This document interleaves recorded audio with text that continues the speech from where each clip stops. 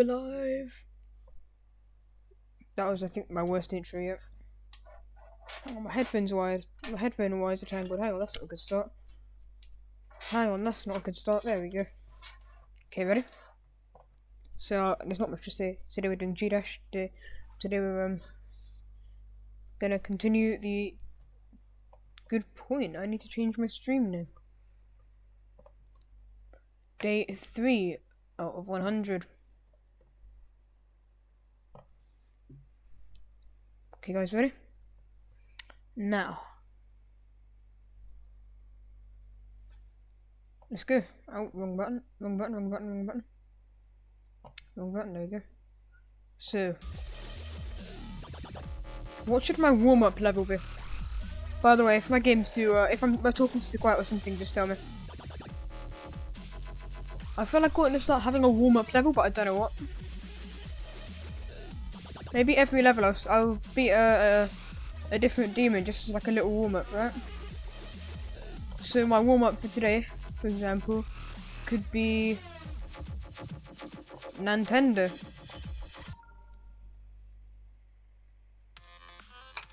Wait, this level didn't work for me before. Wait, I could actually beat this soon. I love this level, by the way. I've not played it in so long. Guys, my frame rate drops so much when you play this stuff.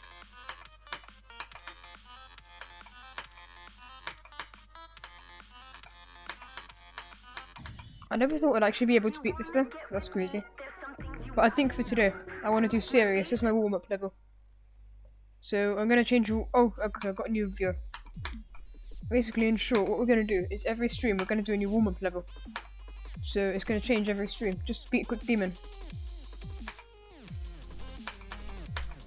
For example, today we're probably gonna beat serious, just as a warm-up.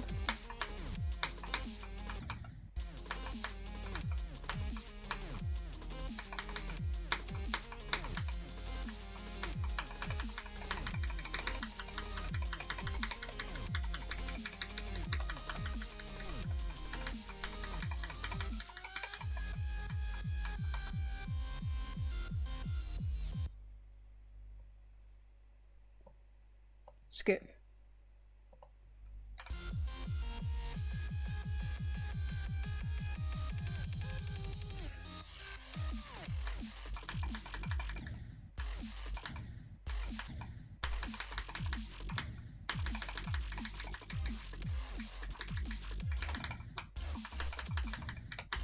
No, I'm not doing this today. That's a boss fight level. Hell.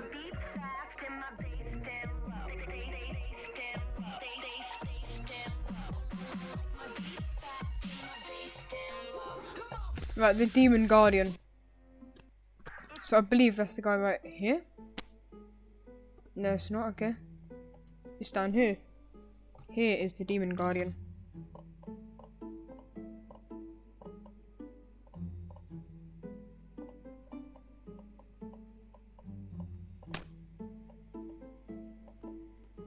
Okay. How many chests have I opened so far? Okay, we're nowhere near yet. Okay.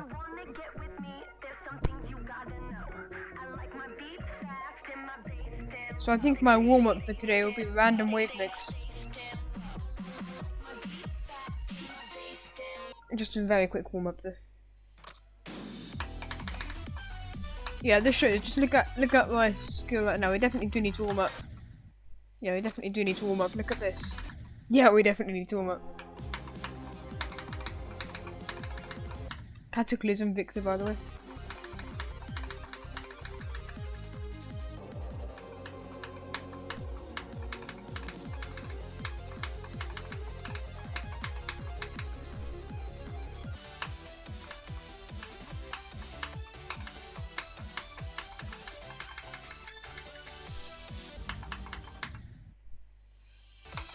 Well, my goal was 5, so...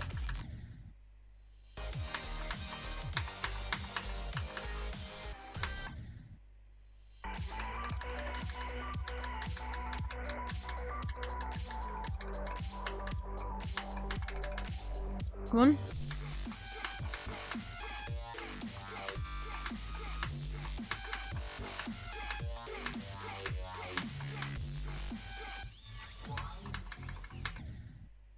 The lag spikes go crazy. Well, actually, these lag spikes are crazy.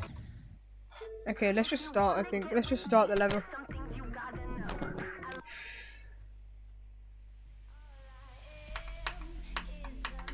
Here we go again, guys.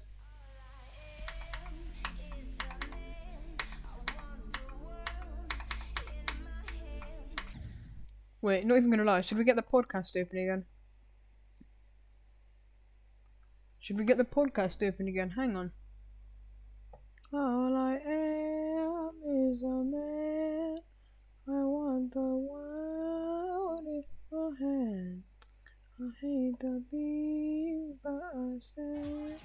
Toyota CHR. You're not even gonna lie. Should we just get the interview open again? Hang on.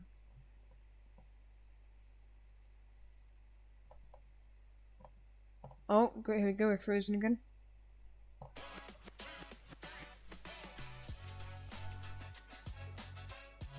Not even gonna lie. Test. It was the most I've ever laughed in my life. I'm looking at it like It's one. at point one. It's like, bro, Yeah, dude, I remember that. And that's literally like you can't fake that. I literally went and clicked it. It said 0.1. Everyone's like, "How's this dude live right now?" I was like, "I don't know." Because back when I was on the hotspot, the stream was crashing every day almost. Every day the stream was crashing. Here we go, guys. We got the podcast open. And it was the weirdest thing ever. It was like some dude came in chat one day, and I was like, he was like, "Bro, if you actually had good internet, you'd get 20,000 views a stream." I was like, "Maybe." And I remember I got fiber, and like immediately after I started getting 20,000 views, I was like, "Yo, this dude is ridiculous."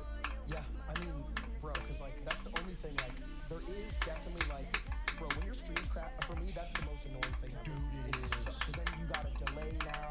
The stream crashes. Like, Good once start, you good get- start. Yeah, bro. When the stream crashes, it's probably my #1 most annoying thing. So your stream was crashing like almost every night. Oh, it was. And we've almost officially every night. died there 10 times Every now. night It would either be, and shout out to the people that dealt with that, man. Yeah.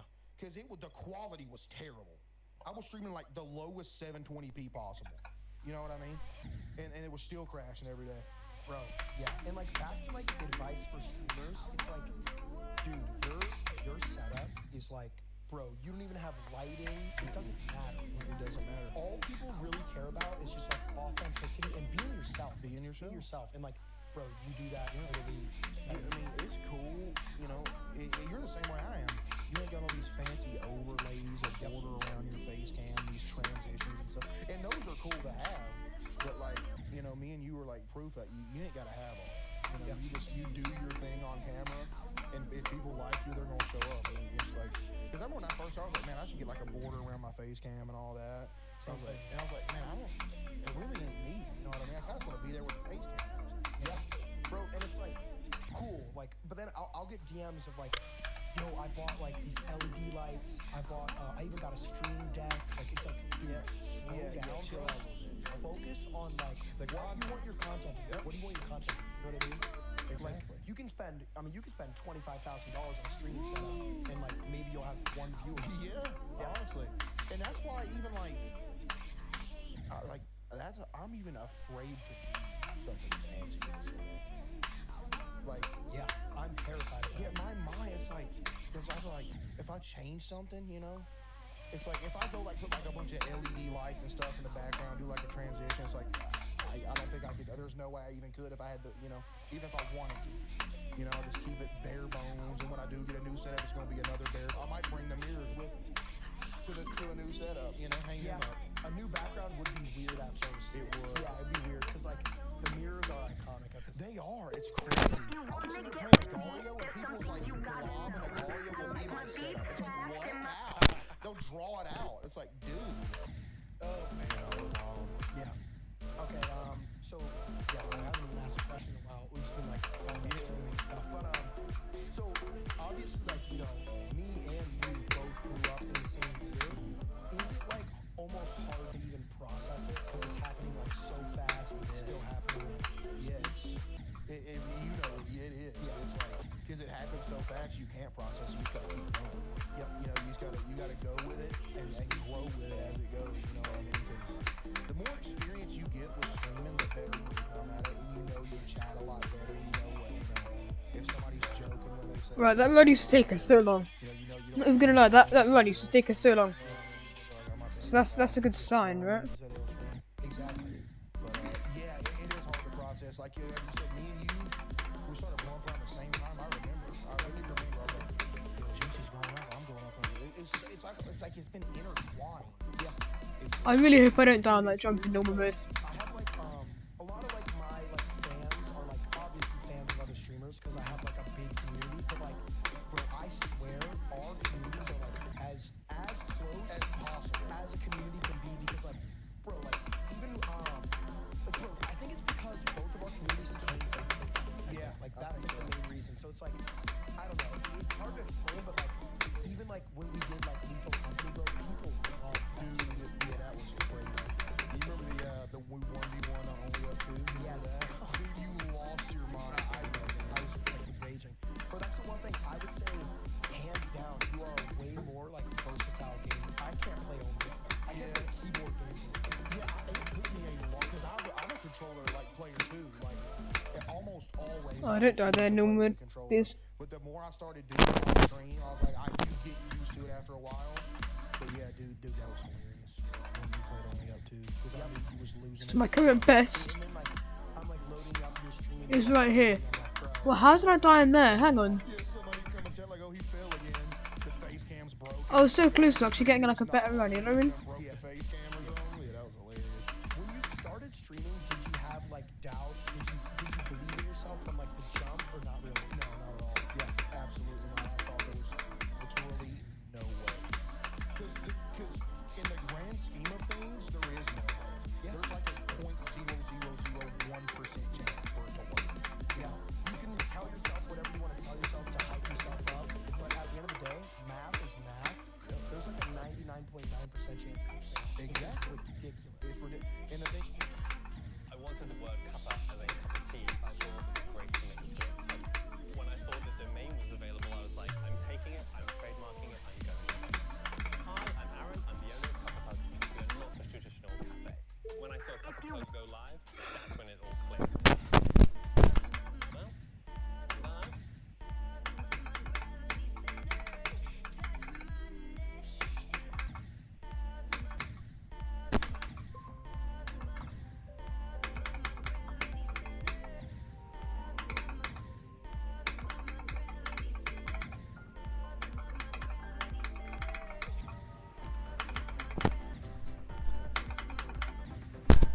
Yeah, get these stupid ads up. Wait, what? I don't want to open that. thing is, my motto's always been, if you don't expect anything, you can't be too disappointed. You know what I mean? And I was like, I'm gonna try it. I don't expect it to work, and I didn't. You probably didn't either. No, and I was like, you know, I'm gonna try it at least. I don't expect it to go anywhere, but you know, thankfully, you know, it did. Yeah. For me, like, streaming was kind of like my only thing where I could, like, because what always, like, terrified me about jobs was, like, Oh. okay, a job is secure, but it really, no job is, like, really that. So you could always lose your job. And, like, the other thing is, like, I want to be, like, rewarded for, like, what I'm, like, doing. So, like, if I have a stream that does really well, I want to see, like, kickback on that in, like, terms of growth, right? Because, like, if I'm working a job and I get this salary and I'm doing the same check every month, I'm going to lose passion so fast. Easily, especially like, dude, oh my goodness. I remember I'd like go out and cut like some grass, for example. You know what I mean? I'd go cut grass for like 2 hours on like 100-degree heat, weed eating ditches and all that, mowing, and they pay me $40. Oh my days, stop dying And I there. was like, this is good money. But you know, it's like you said, you get burnt out. It's like, dude, I'm literally over here like just puffing and sweating, like about to die out here, like on the verge of a heat stroke for $40. You know, and it can get old. And even with a real job, you do all your best. Your coworkers are still messing with you. You know what I mean? You're still getting the same money. It's like you feel really unappreciated at a lot of jobs. Yeah, and it makes you think, like, because, like, I always want to be, like, really grateful, but it makes me think, like, someone today woke up and worked, like, the most grueling job ever Yes, they did. for, like, just enough to put food on the table. And then it's like, I'm like, it's weird because I'm just starting a stream. And it's like, you know what I mean? It's really trippy. Yeah, and again, it's like, you know, it makes you wish everybody could like do something they love to do every day. You know what I mean? Because there's so many people, like my dad, for example. Like, Oh my dude, days. his whole life, you know. Same with my dad. Yeah, working. He's had multiple back surgeries, multiple wrist surgeries, multiple foot surgeries, all from just working his whole life. You know what I mean? And it can break you down, bro. It really can. That's why, like you said, you never take it for What? granted. You know what I mean? Never take it for granted. And, like, Absolutely not. that's why, like, we were already talking about it earlier, but, like, I feel so bad when I miss a stream. Because it's like, bro, my job is so... It eats me alive. Yeah. Like at first, I'll put the message out, be like, you know, no. stream Why am I tonight. always dying at that same exact little part there? It's not like you're calling into work and it's just making your boss kind of mad. It's like when you take a night off, you legitimately like ruined a lot of people's nights. You know? Yeah, I mean, because it's like, at the end of the day, like, I don't know, like, because like you were saying with your dad, like, he's worked his whole life. My dad has worked his whole life, too, so it's like, I'm 22, my only job is to go to my PC and click still start be stream. taking a night off. And I'm still taking a night off, and it's like, bro, Yeah, it's like I'd be feeling terrible about myself. It's like be like 11 o'clock, like I should have been live right now. yeah. And it's not because I want to, I need to.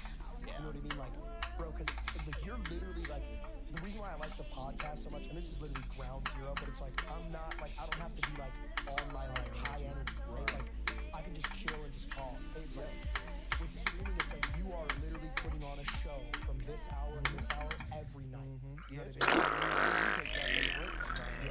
reset, make sure you don't, because you don't want to burn out on it. You know what I mean? You don't want to spark up a stream when you're not feeling good and not put out like good content. That's the last thing. Yeah, the last thing I want to do is do a stream where I'm sick. Yeah. Or I'm tired. Oh, yeah. Yeah, and it's like, I mean, what are we even watching? Exactly. Yeah. No, yeah, but like, yeah, because so obviously, I mean, you love streaming, right? I mean, yeah. So like, could you see yourself streaming in like 10 years, realistically? 10? 10. Ooh. It's hard to think, right? Like, That is like 10 years is a long time. yeah. I don't know.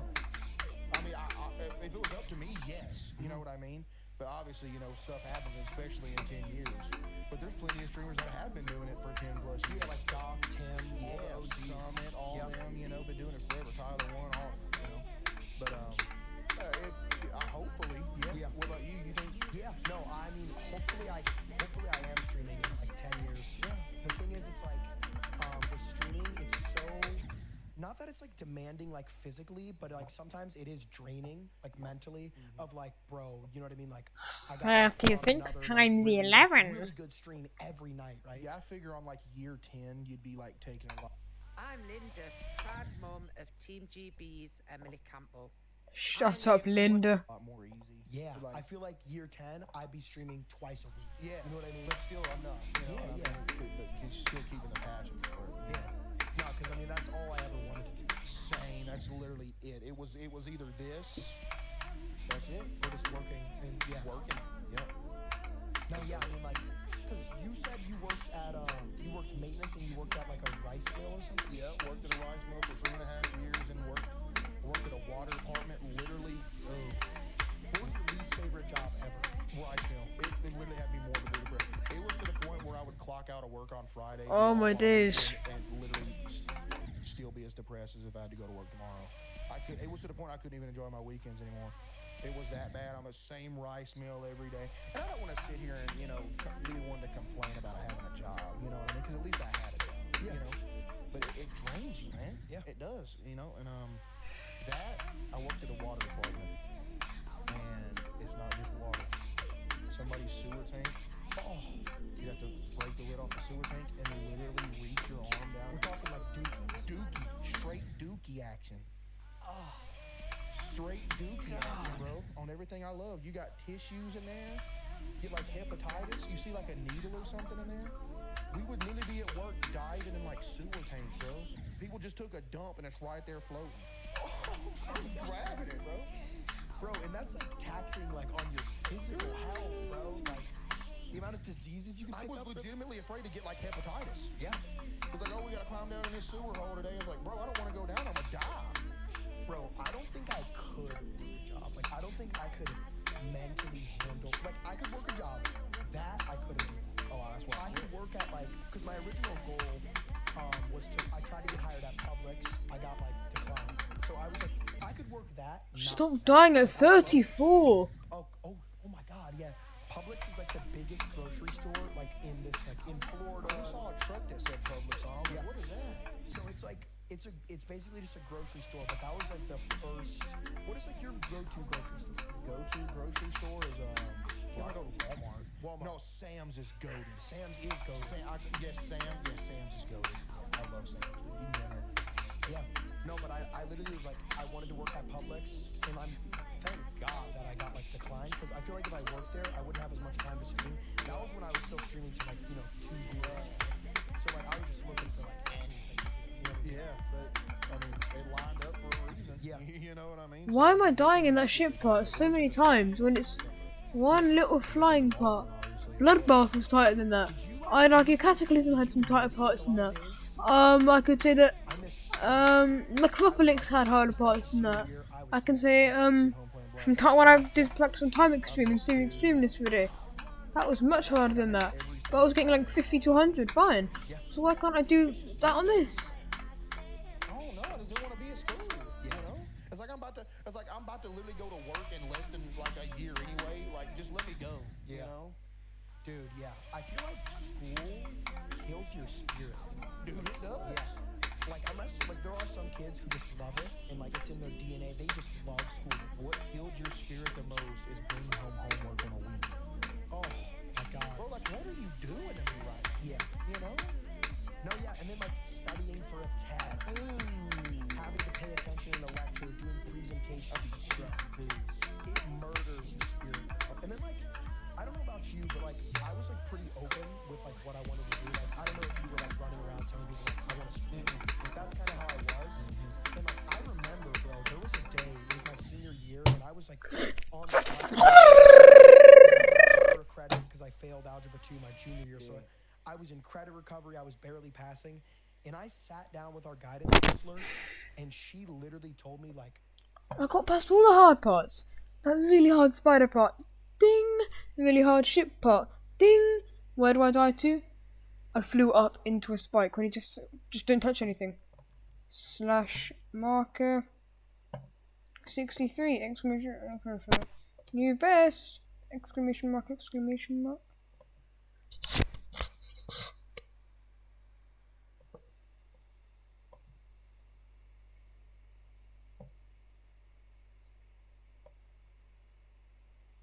I guess that's a good sign that we have to delete 36 now.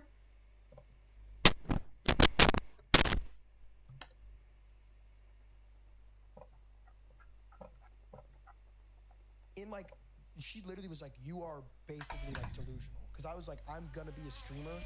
I don't really like, and I told her like, I kind of just want to graduate and be done. And like, she literally said like, there's no chance you could play video games. And like, for me, that like motivated me a lot. Man, she can see you now, huh? Yeah, no, I kind of, part of me wants to just like call her. On everything I love, brothers. Monzo Business is Britain's most I don't care about your oat business. recommended by businesses like Alfie Giffin Painting and Decorating of Solihull. Never heard of Like it. that too, like at my old job. Like, that what used is to do me this? Dirty. Yeah. Oh, what have I Like, just I'ma pull up, opened? Like, hey, you know, now what? You said I wasn't gonna be nothing. Yeah, You know. you got TikTok? Yeah, you got TikTok. Yeah. No, yeah, because it's like, I don't know. I feel like some kids would take that. away Whoa. as, like, wow, my guidance counselor just said I'm an And idiot. why, as an adult teacher, are you like putting down one of your like students like hopes? You know what I mean? Like why?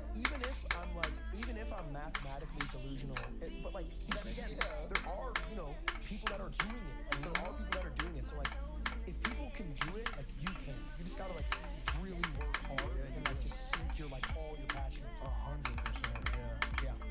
Yeah, I absolutely agree with that. No, that's wild. 35 again, great. It's crazy hearing that you're delusional. Yeah, like you're like this is not a job. Like, and then I have like I had a business teacher. I'm not gonna like say his name obviously, but like yeah, I had a business teacher, and I literally told him I was like into streaming and stuff, and I was gonna be a streamer, and he literally said like someday man you just gotta take life seriously. It's like by that point I was already grinding. I was grinding, man. Like Look, I am taking it serious. yeah, I am. You Bro. know what I mean? I'm trying. Like, and I don't know. That's the thing with the streaming thing. Like a lot of people just don't. And now I think it's getting better. Yeah, as it gets more mainstream, but like especially like a few years back, people really didn't understand at all. Like, there's no way you can sit in front of a camera and play a video game. Yeah, I feel like when streaming became a real thing was like Ninja and like Fortnite. Because then people are like, wow. Bro, yeah, I remember you played with Drake on Fortnite, bro? Yeah, he had like 700,000 Yeah, I was viewers. like, dude. Yeah. Yeah, no, that was, after, like, Ninja, like, really, I had that happen. It was like, okay, it's, like, kind of mainstream. Oh. You know what I mean? Exactly. Yeah, I mean, if you weren't streaming, what would be like your ideal job if you weren't streaming? If streaming wasn't a thing? I literally was on the verge of, or in the process of, like, I dropped, like, 50 pounds in 2 months. I was going to get in the best shape of my life, and I was going to go to a boot camp, and I was going to go to the military for 20 years. I would have rather done that than just work normal. Honestly, I was ready to I'm about to go do this, because at least I could feel like I am doing something, like, for the better, almost. You know what I mean? Like, at least I'm doing something, you know? But I was, like, already had it planned out in my head. Like, you seen them soldiers coming home videos. They're like, I was already planning, like, I'm going to be coming back doing that kind of stuff. Yeah, but I was dropping weight now because I was giving up on the thought of being a streamer because I'm like, I'm 25 now. I was 24. I was like, oh, I'm 24. It's getting a little late. You know what I mean? So I started dropping a lot of weight. I dropped 50 pounds in 2 months. Wow. I was like, I'm ready about to get in the best shape of my life and try to go like a boot camp or something to get in. But then, you know, obviously, the TikTok thing happened. Yeah, so like you literally right now, you'd be like in the army if like your TikToks didn't blow up. Probably, yeah. Yeah, life is insane, man. Yeah, literally, it's crazy how much different like one little thing Yeah. can change. I don't honestly, because I know how my work ethic is and like how my time management is. If I got hired at Publix, I would not be streaming. There's no way. You'd be content. I'd be balancing. I'd be like, okay, I got my paychecks. I don't have time to stream. Yeah, I'm just gonna live my life, you know. And there's a lot of people that just enjoy that. You know, there's a lot of people that just love going, doing their job and going home every day. It's just, it all depends what you want to do. You know? Yeah. No, I mean, But 100%. no, that's a bad answer. Because like, so when you cut 50 pounds in 2 months, what were you like eating? Were you eating like just rice and? I did. You've heard of the keto? I actually can't believe this. I did it. I'll never do it again. Isn't that like when you can't eat bread? No or dairy? carbs. Yeah, No I was carbs. doing no carbs. Why there? Lost weight like crazy, but I'll never do it again. I will. You can lose weight eating whatever, you know, but I'll never do that again because I was miserable. Like if you don't have carbs in your life, yeah, you're miserable all the time. What are I know what carbs are, but like what are carbs? Like carbohydrates is pretty much like energy that you like burn off, you know, like French fries, that's straight carb. Well, let's take a quick break from this. Hang on.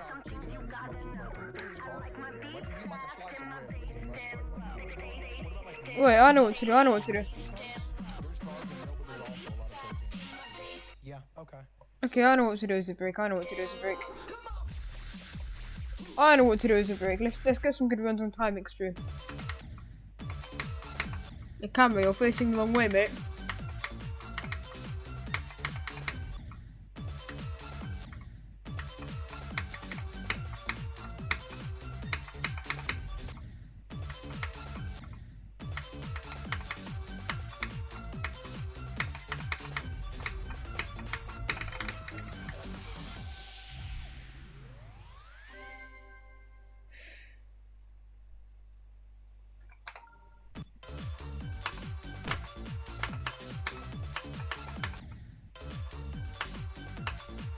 Maybe I'll do this level as my next demon, because I actually love it. Like, the gameplay is so fun. Look at this. Like, I don't understand how people can not enjoy this.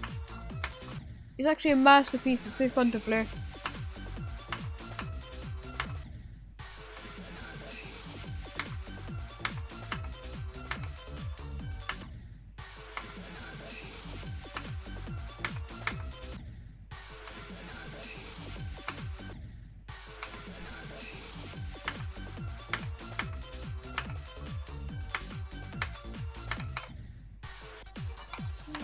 I feel like we can get like 70 to 100. Hang on. I think maybe after this 100 days challenge, I think what I'll do next is that I will probably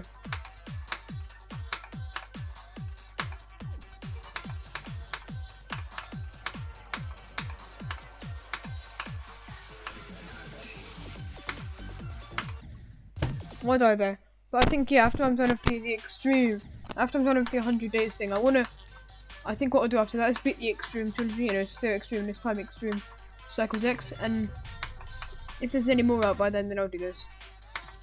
Probably will be actually, because these extreme levels might take me a long time to beat.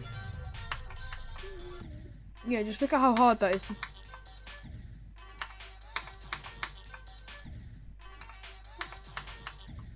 Oh, I didn't die on that jump though, that's the thing, right?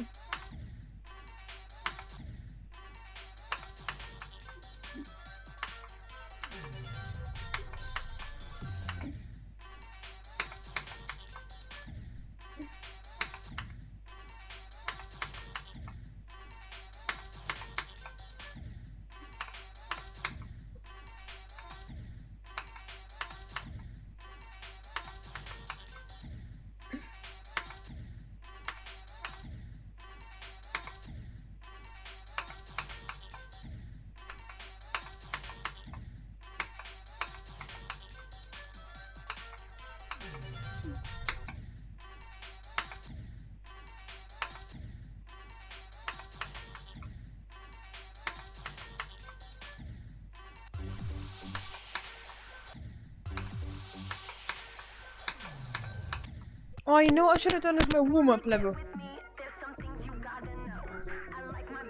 You know what I should have done as my warm-up level? I should have played One Last Woe. Shouldn't I? I love this level, it's so cool. Yeah, this could have been my warm-up level. What was I thinking? This level's a masterpiece. What was I thinking?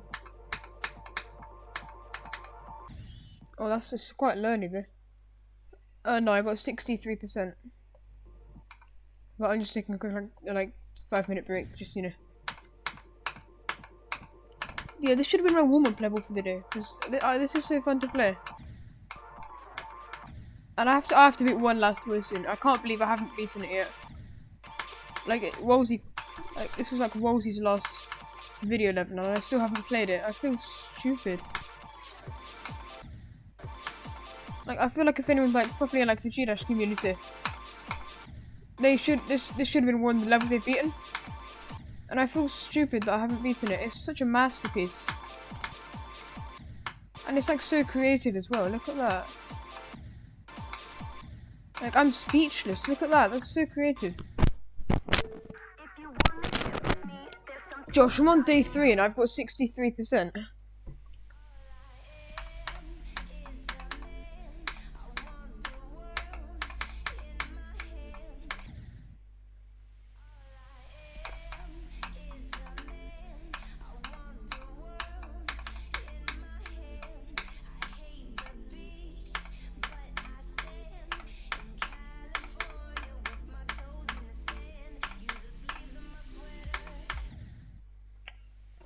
Yeah, Josh, sure, actually.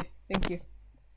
Guys, let's use the podcast again. Like keto, I mean, what were you like eating? Oh yeah, like bacon, for example. Like bacon, you could eat that all day. Sweater Weather. Bacon, like cheese. I remember. It's named after a song called What else Sweater was I Weather. eating? If you can't hear me, then just tell me and I can speak a bit louder or turn my thing down a bit. It was the keto bread, you know what I mean? It didn't have the carbs and stuff in it. But yeah, just eating just all of the keto. My mom was cooking it all for me. You know, shout out to my mom, she was cooking all of it for me. But yeah, just eating that less low carb. It wasn't no carbs because you probably die. Yeah. It wasn't no carbs. It was some good carbs. Yeah, it was really low carb. Yeah. Dude, I was miserable, but I was losing weight, you know.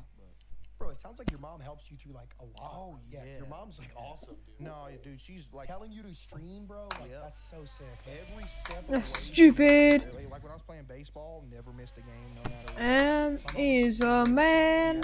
I want the world in my. Get this stupid ad off. Who are you?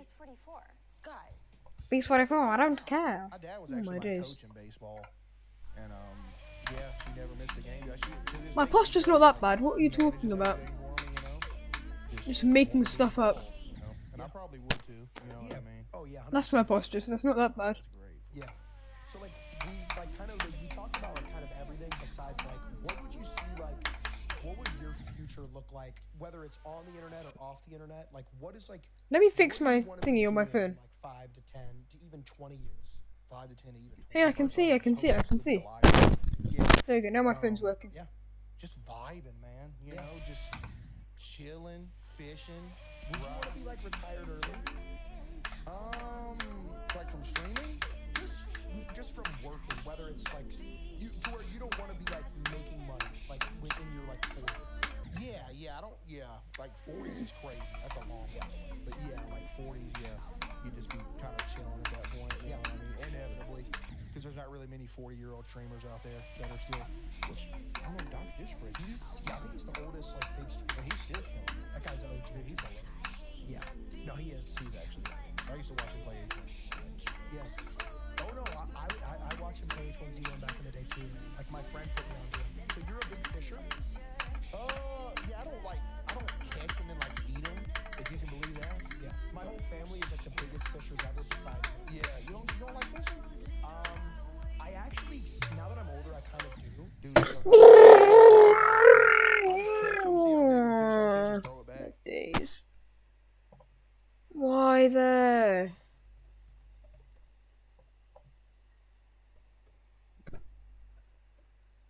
Oh my dear, I can't believe this. I actually can't believe this. I can't believe I'm gonna have to update the stream marker to say 48 times 2. That means I'm also gonna have to delete this one, so that is, I guess, a decent sign. 48 times 2. I actually cannot believe this. Josh, are you still here?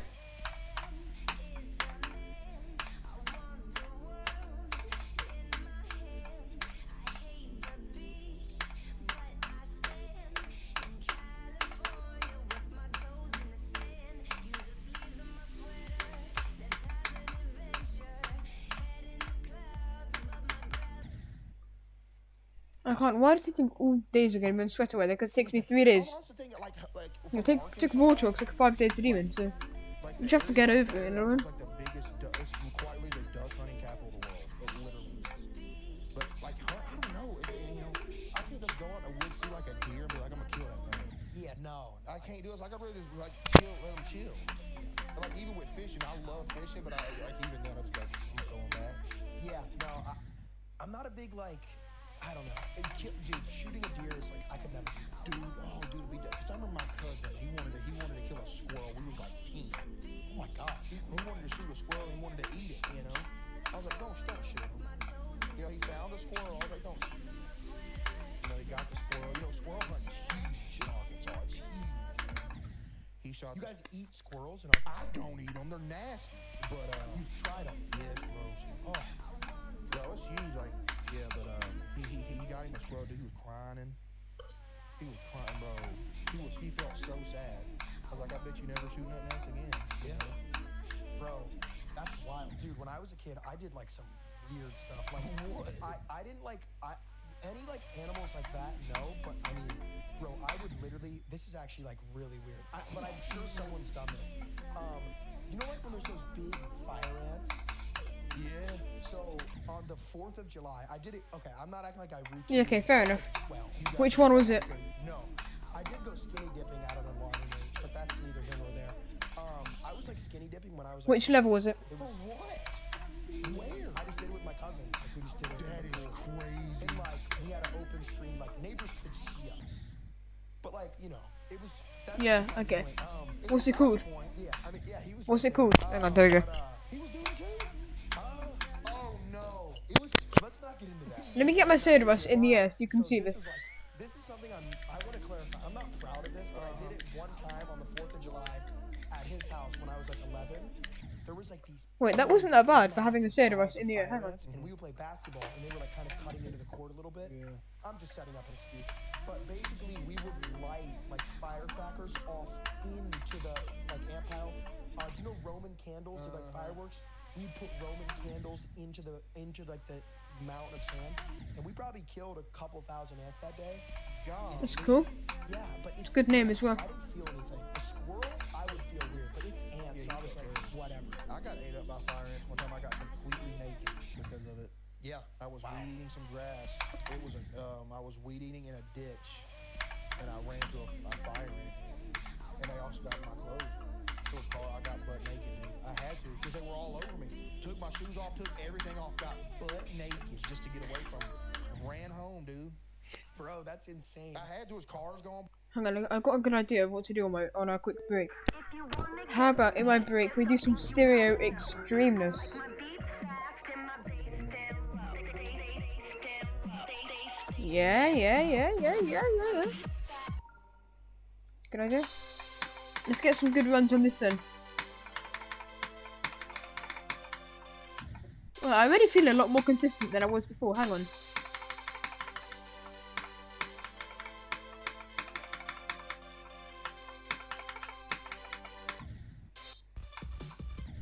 Right, hang on, let's get this, because I think I want to beat this either as near the end of the challenge or right now.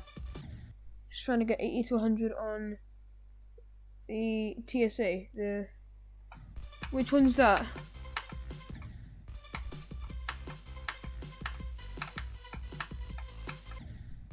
Oh, that's the fake. Okay.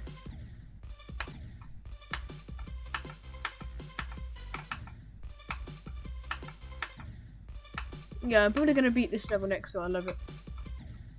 I'll beat it soon. Maybe not just yet, but.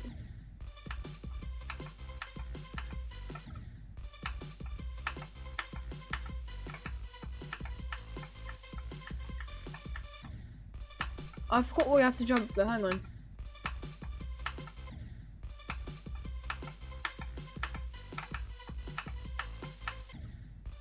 Oh, it's the far one, okay. And then the far one again, okay, I see. Right, I think we can get a good run.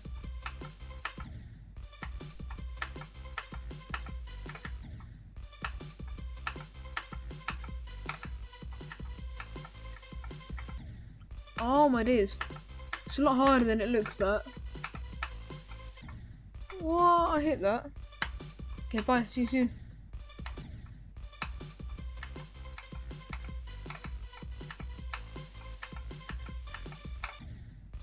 No, why there?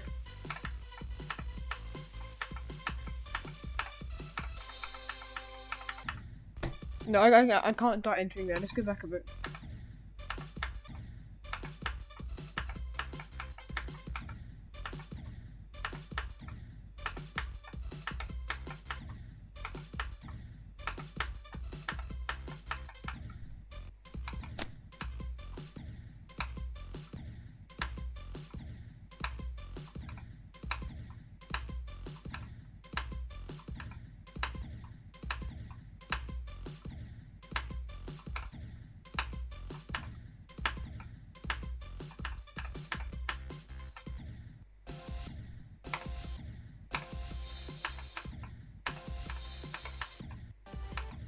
Gosh, this level for the fact that Voltrox did this as a first extreme would always shock me.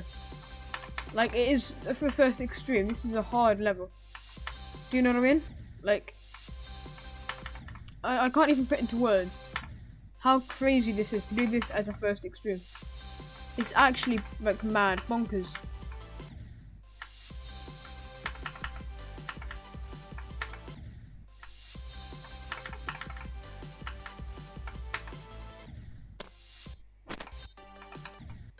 I just want to get a good run, right?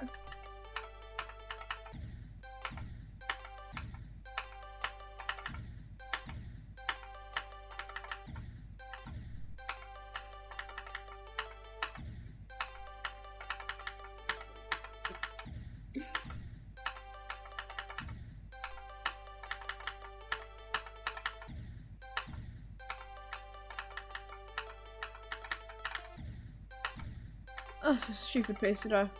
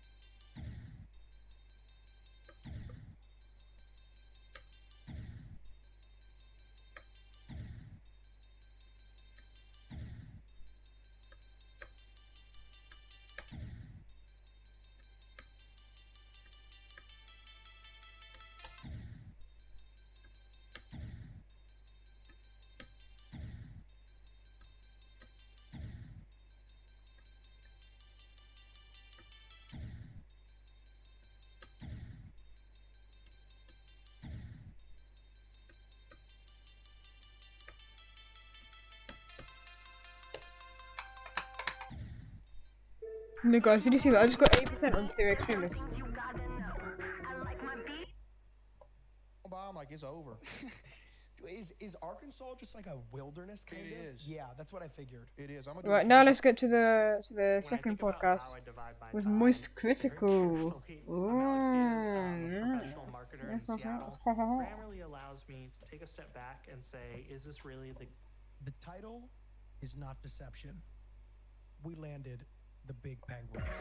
Most critical interview, Jinxie Podcast, episode 2. All we ask so that we can keep the lights on is that you click the subscribe button, turn the notification bell, and drop a like on the video. Dude, thanks for coming on. Hey, no problem at all, man. Yeah, bro, it's actually insane because I was telling you a while ago, but dude, I've been watching your videos like forever. So this is cool for me, bro. Like this is really cool. Because like I always saw your YouTube channel as like, if I'm like, I don't know how to explain it, but like if I'm eating food or something, I'll throw on one of your videos every time. That's the way to do it. No, it is, man, because it's like you can't eat without watching YouTube. You know Well, what I mean? yeah, I mean that's tradition at this point. It's become so integrated into society like that. Absolutely. Yeah. Yeah, I can already tell the Me difference and between you, the I would say queso. we are like I can only tell the opposite difference between queso and Moist brands of Critical. Queso is saying like, content. education doesn't matter, I can't multiply. And then the first thing It's Moist like, Critical says, I'm it's so integrated in society at this point. You know what I mean? Like, that's just a massive, crazy thing, you know what I mean? Oh. It's gone again. You really want to go? Oh my, what is this? Actually, where's it gone? Yep, fine, it's gone again, hang on.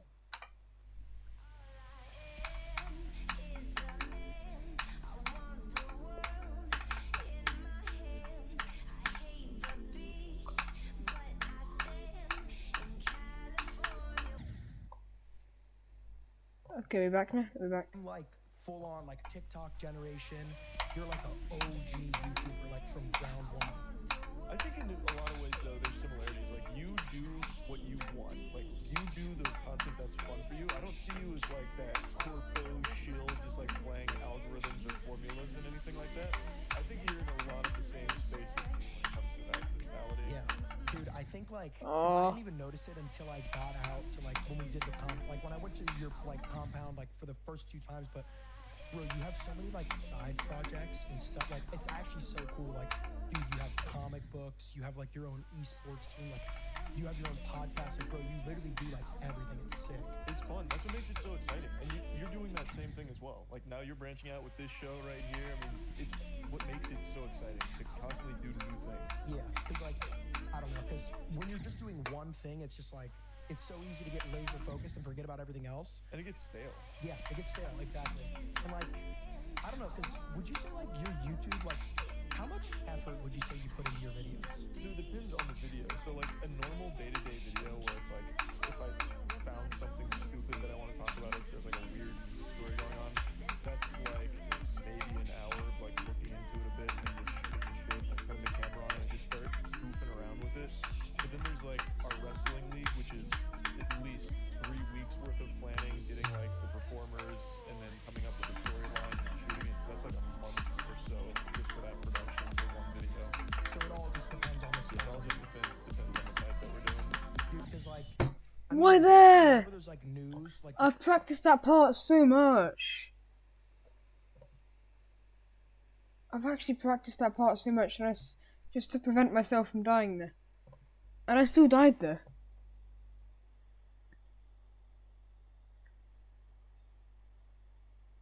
If I didn't die though, I could have actually beaten it. That's the thing. Right? you're kind of like Probably not, but I'm you're so like annoyed the, with myself. How do I say this? You're like the Keemstar that everybody doesn't hate. You know what I'm saying? People actually like you. You know what I mean? Because I feel like you give like very like unbiased takes, but like it comes from like a place of like you actually do your research. You know what I'm saying? Like, because I've seen you. You'll be live, like you'll be streaming and you'll react to stuff live. Like I've caught some of those, and it's like, you know what I'm saying? You actually give like good takes on stuff, and it's not just like you spitting off the cuff. Appreciate it, man. It's fun. I usually just cover things that I think are fun, not necessarily what I think is important to cover, unless it's something like really. Well, I've got to add a marker. Hang on. So as long as I'm having fun with it, I'll spend like a lot of time invested in it. Even like the really dumb. Like I was watching forklift Olympics videos the other day, well yesterday. I found this. I can't believe I actually died It's there. like this professional German forklift circuit, and I was fixated on it. I was cheering for all the teams. I was learning the rules. So I get like invested. And I feel that way with like a lot of news stories as well. Dude, that's insane. You found a forklift like Yeah, tournament? the Stapler Cup. Why am I League, getting the so many Fastest like spikes Driving now? Championship series. Bro, that's actually insane. No, because like I don't know, like I feel like basically, obviously, whenever there's something really big happening, like the Playboy Cardi stream, like I saw your video on that. That was like the funniest 20 minutes of my life just watching your commentary on that. That was a great stream. what a banger. Dude, because it's like it was literally 6 minutes, but it was probably the best 6 minutes of my life just watching that stream. Well, you also have to remember it was 6 minutes of like interaction, and they had like the 10 minutes of like idle animations they were doing back and forth, which was super cute. Bro, that was awesome. Dude, because like, okay, my next question is like, obviously you're kind of like one of the, you're like the Tom Brady of YouTube. You've been doing YouTube for like how long? I started when I was 11. It's been a minute. You're 29, right? Yeah, So you've been doing YouTube for 18 years. roughly. Yeah, I had a channel before this one, but that I don't. Oh my dear. I'm speechless. I'm actually speechless. I'm actually speechless. I've just died at 40 again. It's oh my days. I don't think I'm gonna forget about that. Me dying at 66. Well, that was such a good run, and then I ruined it by pressing sadly that no too early. longer with us. Yeah. R.I.P. Yeah. So okay, you've been doing YouTube for 18 years, bro. Like for me, like when I got into content, it was like a couple years ago, so it was a lot easier. Like you know, you have your Elgatos, you have your Blue Yetis. Like, how did you even get started on that? Because like back then, it was just so. It was like a new world, right? Yeah, so when I first started when I was a kid, the first thing I did was I'd take softcore videos from a site called That Video Site, and I'd re-upload them myself. And I did that for a little while, and eventually I got really into a game called Gears of War, and I got a little camcorder, and I set it up on my parents' step stool in front of their screen to record. I watched a guy called Niz.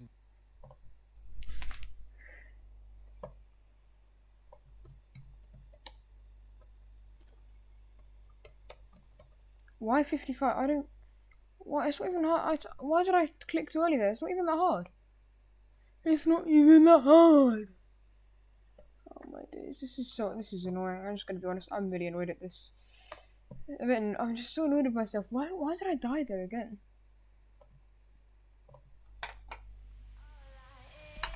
Well, playing it once without a podcast. This feels so weird. No, I need the podcast at this point. Mojo make a montage, and I was like, this guy's pretty good, but I'm probably better. I can do this. So I started recording it. That's when I started making my own videos. But prior to that, it was mainly just taking other people's like I actually posted Soulja Boy's music on my channel way before he had a YouTube channel or anything. And that was my big thing for a bit. When I started doing my own things, from the camcorder, I went to a Dazzle Platinum capture card. From that to a Hop Hog, and now we've reached the Elgato era. Yeah. Dude, so when you were like 11, you were just like re-uploading? Oh yeah. Bro, you're like ahead of your time, dude. I saw the future. I knew where it was going. Bro, because like if you look at like TikTok, that's literally all. 60 again. Why is it? What is it with 60? Why? That's not even a hard part. I can't believe this. Why is 60? What is it with the? What is it with 60? I don't understand. I can't even react at this point because I knew I'd die there at some point, but I don't understand why. Streamers, obviously. Bro, that's like people literally just re-upload other people's content. Yeah, 100%. I watched a video the other day about a guy who makes $15K a month by just taking popular streamers' clips and putting them in the shorts. Yep. No, yeah, I mean, bro, there's literally so many people who do that because it's the easiest job ever. You're just sitting on like a computer re-uploading other people's content. It's super smart, yeah. And the streamers don't get mad at it because like it's how they get exposure. Like if you go to those short form platforms like TikTok or YouTube Shorts. Yeah, especially if they're not on there. Yeah. No, that's crazy. So like, wow. So like, because for me, right, when I'm getting into YouTube or Twitch, like a couple years ago when I first wanted to do it, I had a lot of people that I would like look up to and want to model my content after. But you got into YouTube in like 2007. So like, did you even have like any inspirations, or did you just think it was fun? No, I just thought it was fun. Like, I guess the only inspiration was his Mojo's montage for like creating my own. But there was nothing like a career. That was such a close one. I was like, that was like the tippity top of that spike. YouTube was a foreign concept. That's annoying. No one imagined until Smosh blew it up, and then Ray William Johnson like paved the way for making money on the platform.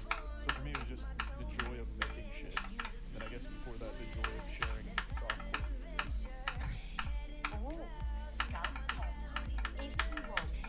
Don't give me an ad now when I'm at 40%. You need moisture ritual. It smells of dreams. You massage it with this, which is very, very relaxing. And suddenly, ring a ding ding. Demerex Pro. Right, no. Okay, I was angry at the ad, and then she said ring a ding. And then she said ring a ding ding. By Kids Shoes. I decided to set up a company. What do you mean ring a ding ding? Women's football boot company. We make performance footwear. Alright, so to get this ad off my thingy, I can't do this. Dude, no, yeah, because you kind of just said like it wasn't even YouTube was just it was an idea. You couldn't even really make money on it No, yeah, back then. you couldn't make shit. Yeah, and you didn't even monetize your channel for like years, right? Yeah, I didn't monetize it until I think it was 2012, and I did that because I thought it'd be fun. I never wanted YouTube to be a career or anything. It's always just been like my fun, just a creative outlet. But I monetized it because I thought, should do that, and then take that money, and then I donated it to charities for a while. And then as time expanded, I learned a lot of those charities are some scummy organizations that don't really do, don't have to be in the weeds of it, but I got very upset about that, and then figured. Yeah, I wasn't feeling that. I just knew that wasn't the more run. with this money and do other things and keep growing like fun shit and doing more fun things. Bro, that is actually like the coolest thing ever. Cause like you didn't even monetize your YouTube, and then when you did, you like donated the money to charity. And then obviously, you said you found out that like it doesn't always go to a great cause. Like some of them aren't all great. But like I feel like most people, especially nowadays, when they get into streaming or YouTube or anything, their first goal is to make money on it, but you did it because you were passionate about it, and that's how every great thing starts. I saw your clips. You started the same way. Actually, this thing in this podcast is so weird. Before I started, like, YouTube and stuff, like, I started it, like, 5 years ago. Like, I had 2 goals. I wanted to entertain people, that was good. Dude, I used to have the goal, I just wanted to make money, you know what I mean? But now I'm actually doing it, and I'm realizing I'm finding it fun. I don't care, like, at all about money. I'm enjoying this. Why not just go out there and put myself out there if I'm enjoying it anyway?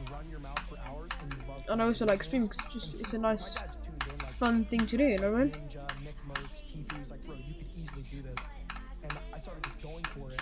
But like, the idea of just like I didn't want to be like, obviously like rich from gaming. It was just like, dude, if I can make $1,000 a month streaming, bro, when I got my first Twitch check, I was like, bro, let's go. Yeah, that's it. Yeah. Like, I made like $100 playing Fortnite. Like, that was sick. Like, you know what I mean? So, yeah, money was never like the intention. And I see the same thing in what you just said, which is like actually sick. I think that's just a big thing for people. Like, in this space, a lot of it boils down to getting lucky. But if you go in there like, I'm doing this for the money, and you like quit your job, like, I'm gonna make this a career, I think you're just setting yourself up for disappointment and failure. It's gotta be something that you like actually really enjoy. Yeah, because when you'll have people that are like, because I've had people DM me about streaming and stuff, and I'm never gonna be the guy to like shit on somebody's streams, because I had people that did that to me, so I'll never be that guy. But like, when people are like, dude, I want to like just quit my job and start streaming, it's like, bro, do you honestly have you taken a look at your content and thought like, okay, I'm up there with the greats, right? I just haven't had a chance yet. Or do you think your content is lazy, low energy, like?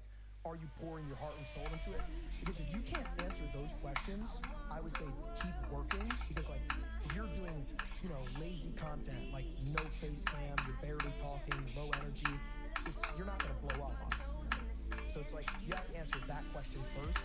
And then it's like, if you really do see yourself as like a next level creator, go for it. You know what I mean? Yeah, the beauty of it is you can kind of start, like if you already... Why did I let go though? I don't get it. It's like a free program, you can at least give it a whirl just to dip your toes in. You don't have to go hog wild and quit your job. Like, that's just reckless. Like, no one should be quitting their job Exactly. off of like just taking that chance. Like, dip your toes in first. It's not all or nothing.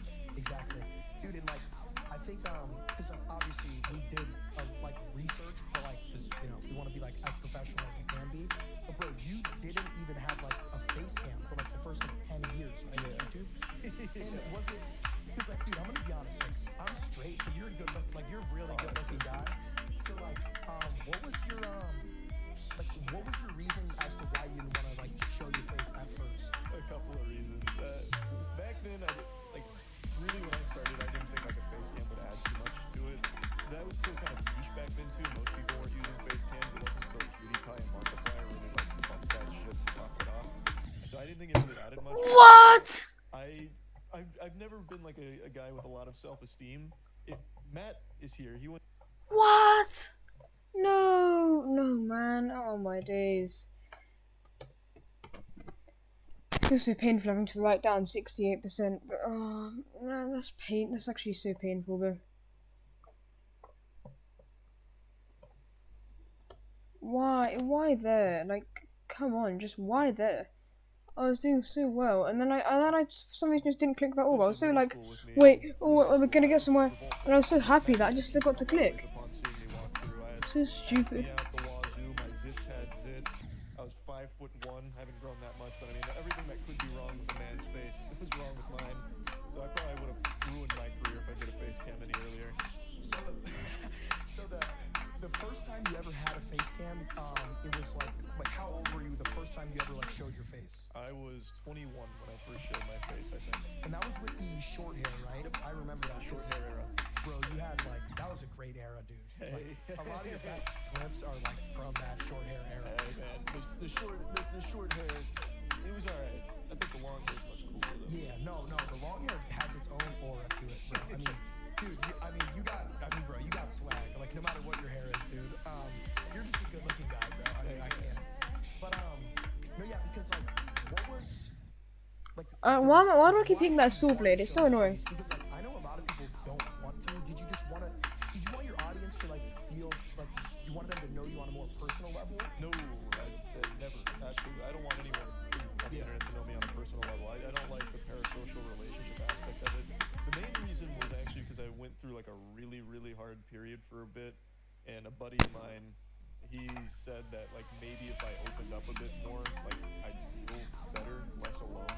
So then I did like a face reveal, and from there I just kind of enjoyed doing that, and then I felt like it actually did add to the content, just actually being able to snack break. Because before that I had to show like fucking Overwatch gameplay when I'm talking about a story, so I didn't have a whole lot of like flexibility because I needed to keep my face hidden, so it locked me into like a certain niche.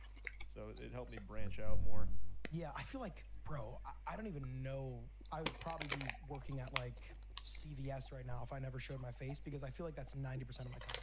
But it depends for everybody, like, because there's like, I mean, if you remember like Dakota's from Fortnite, like he never had a face cam, and that guy was like one of the biggest creators. Yeah. So it all just depends on the creator, I guess.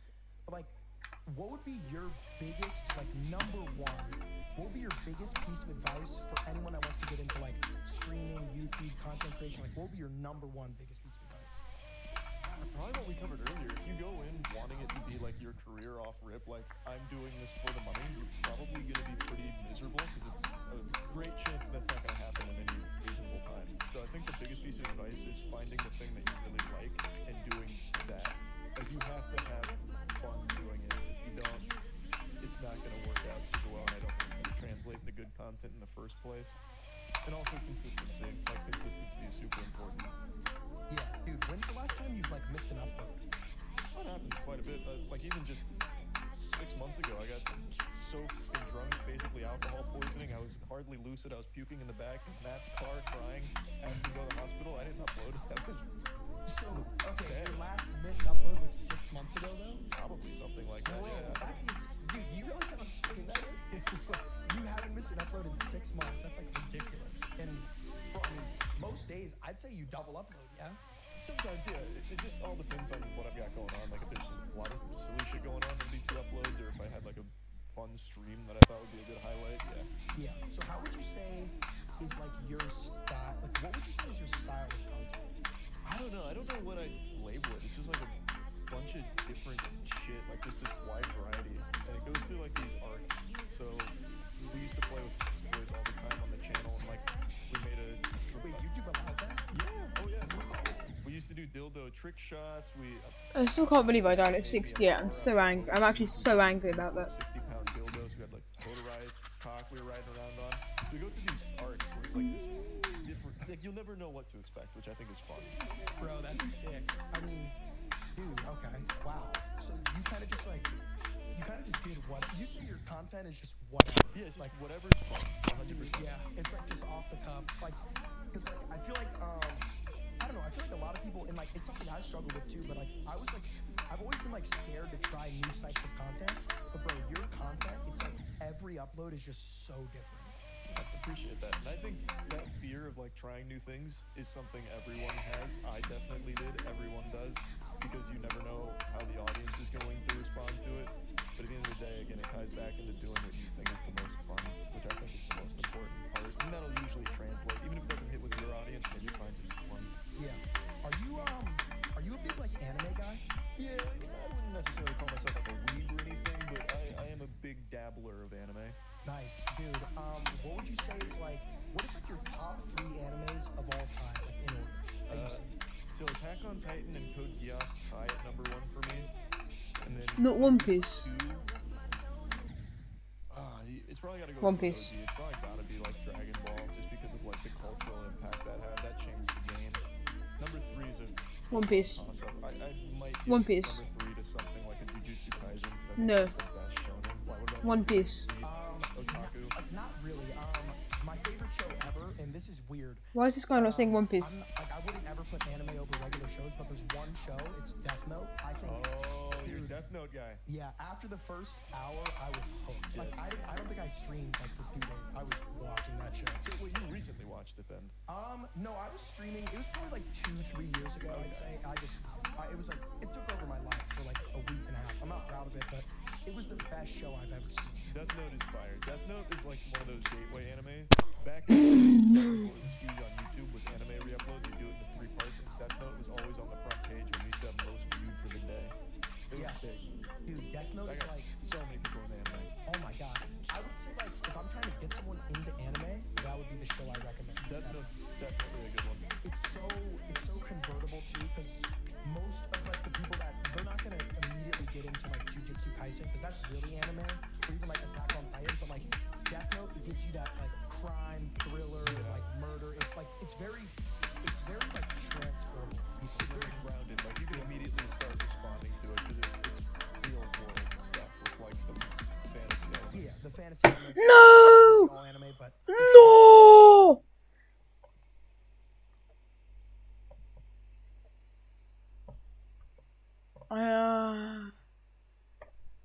Why 65?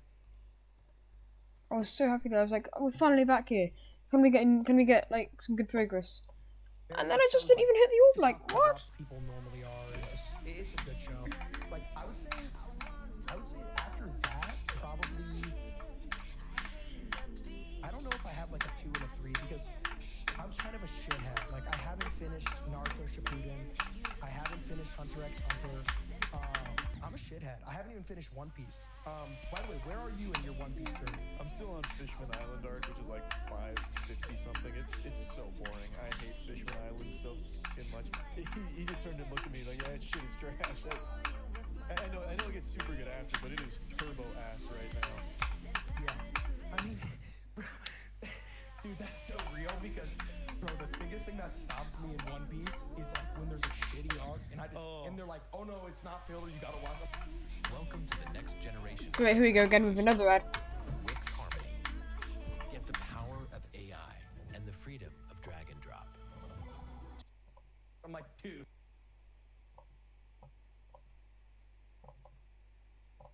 Like, And there's quite a few of those, man. Especially early on, there are some stinkers, like straight up plunkers in the beginning of One Piece. Yeah. Okay. Interesting. So, what would you say, like, for you, what would you say it means to be, like, fulfilled? Because you've done content for so long.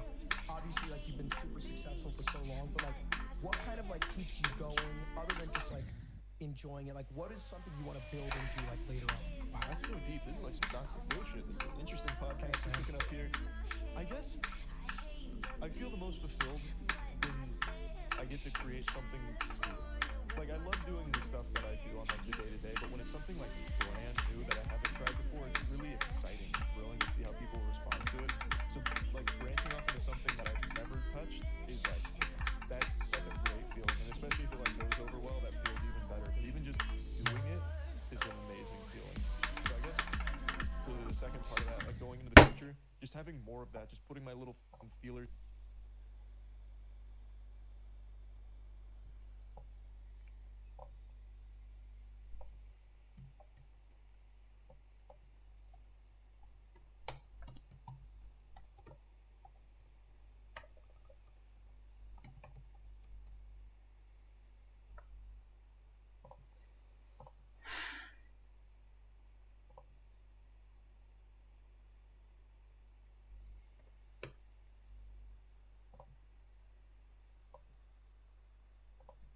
Out into a ton of different things and trying all these wacky ideas.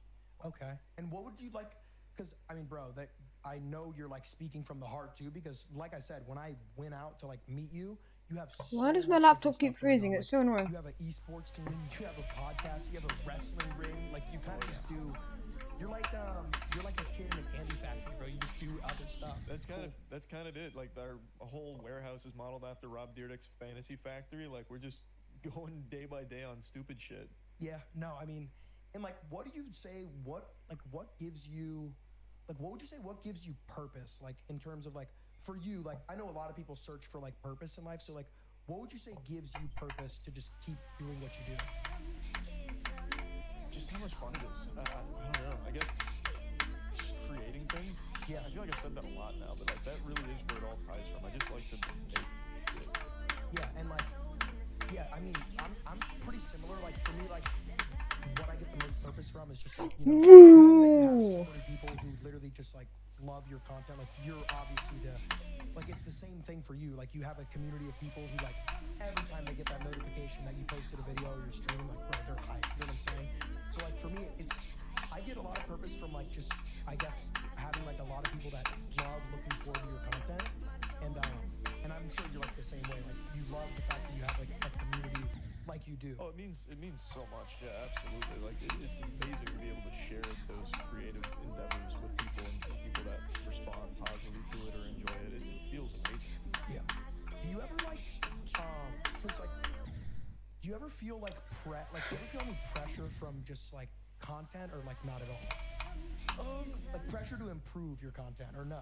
Not necessarily. Since I'm always trying to do other things, it's more of like a personal pressure to like do something different or do something bigger. It's never really like external pressure or anything like that. Because again, when I'm making something, it's because I wanted to. It's not really because I expected to, had to, forced to, or anything like that. So I don't usually get that. I guess I used to with streaming, but that was mainly because of like Twitch contract making you have to work certain hours and whatever. So you dude, I would say I get a lot of pressure like right before I stream. Oh, like anxiety? Like yeah, like it's like as soon as you click the button, like people are flooding in front of you, and it's like stop dying there. But bro, like when you know, and like dude, especially for you, like when you're posting a YouTube video and you know 2 million people are gonna be looking at your face for 20 minutes, does that ever freak you out at all, or are you just so used to it by now? I don't know about freak me out because it's not something I really think about too hard about. Oh, this many people see this ugly mug or anything like that. It's more just like, hey, I made this, I had fun with it, I hope you like it kind of thing. Just drop it on it. Yeah, no, that's the most like, that is the best mindset you can have. It's just like, dude, I'm just gonna make shit that I like making. Well, you and Queso are a really great example. Like, I'm surprised if you ever get freaked out or pressured by people watching, because you're like a rock out there. You're like Superman. It doesn't seem like anything gets under your skin. Like sometimes when I'm streaming and like maybe I'm like getting tilted or something, I'll read like one guy in the chat say something like, "Ooh, you'll get pissed. This guy stinks."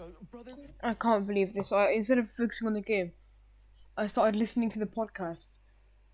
Now I don't know if that's going to sound like, "Oh, I wasn't focusing as much." Maybe it's because I got on here more often. I shouldn't be jinxing it, or maybe it's like jinxing it, getting it. Oh, I'm not sure if it was because I was just a good part of the podcast, but still. Oh, like except with Queso where he's like joking with his chat. But with you, I've never even seen that come out. So what are your thoughts on like the newer era of content creators like me, Queso, like Kai, Speed? Like, what are your thoughts on like that era? Because bro, you've been around for like basically the entire internet, to be honest, like from 2007 to now. Yeah, see, this new era is really interesting because it's kind of like this, and it's something I talk about, like this circle. Like how Gmobs come back around because of Skibbity Toilet and shit. Oh my god, don't even get me into that. I'm sorry on that. Are you a big Skibbity guy? I just look at it and I see like there's 98 million views on this video and it's literal brain rot. Like, I don't know what I'm watching. Yeah, so like it's kind of, I'm not trying to compare you to Skibbity. Yeah. No, I know. It's just where things go in this cycle. So like I used to stream on Justin TV, which was the precursor to Twitch, and some of the most popular streamers back then were like really like high energy guys doing a bunch of variety games, like a bunch of like outlandish games no one's ever heard of. Like 4-Player Podcast was the biggest one back then. They played like shit burgers like all the time. And then once Twitch rolls around, it kind of fell into like Fortnite and all this like big titles that people latch onto, and not so much the personality for a while, except for of course standouts like Summit and Soda and all of that. But then now this new wave came around, and it's all about personality, and it doesn't really matter the game. So Queso's playing things that no one's ever really heard of. He's going through the Steam cum dumpster looking for like the worst games. He's finding terrible games. You picked a game that was dying on life support, Siege, and you breathed life back into it just by being a good personality and fun content, fun stream, and now you go out and do other things too.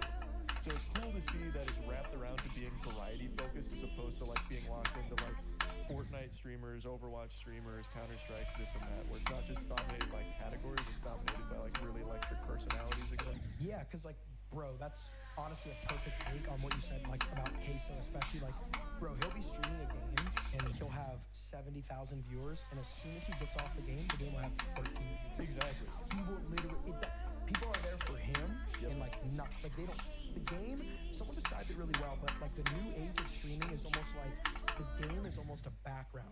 It's supplementary. It's like this complement to the streamer more so. It's like a canvas, and they're the artist that gets to paint it. Yeah, exactly. So like, because obviously like streaming has almost always been around like gaming. So what would you say are like your top 3 games like of all time? For streaming? Or no, just you, like games that like you enjoyed more than any other game, like your top 3 video game Hall of Fame. My favorite game ever is City of Heroes. It's an MMO that, God rest its soul, just didn't stand the test of time.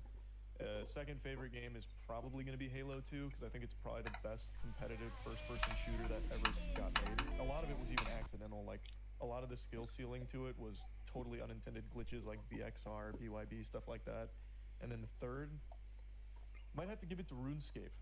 RuneScape is a game that's been around since I was in 4th grade. That game will never die. It just can't die. It's too good at what it does. It inches its way into your brain like this parasite, and it never leaves. So even if you think you're done with it, it's not done with you. You'll come back.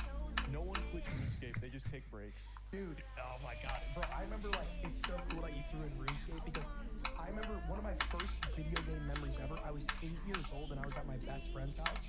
And I'm like, what are you playing? I'm like, you know, it's blurry as hell. I could barely even see what's going on.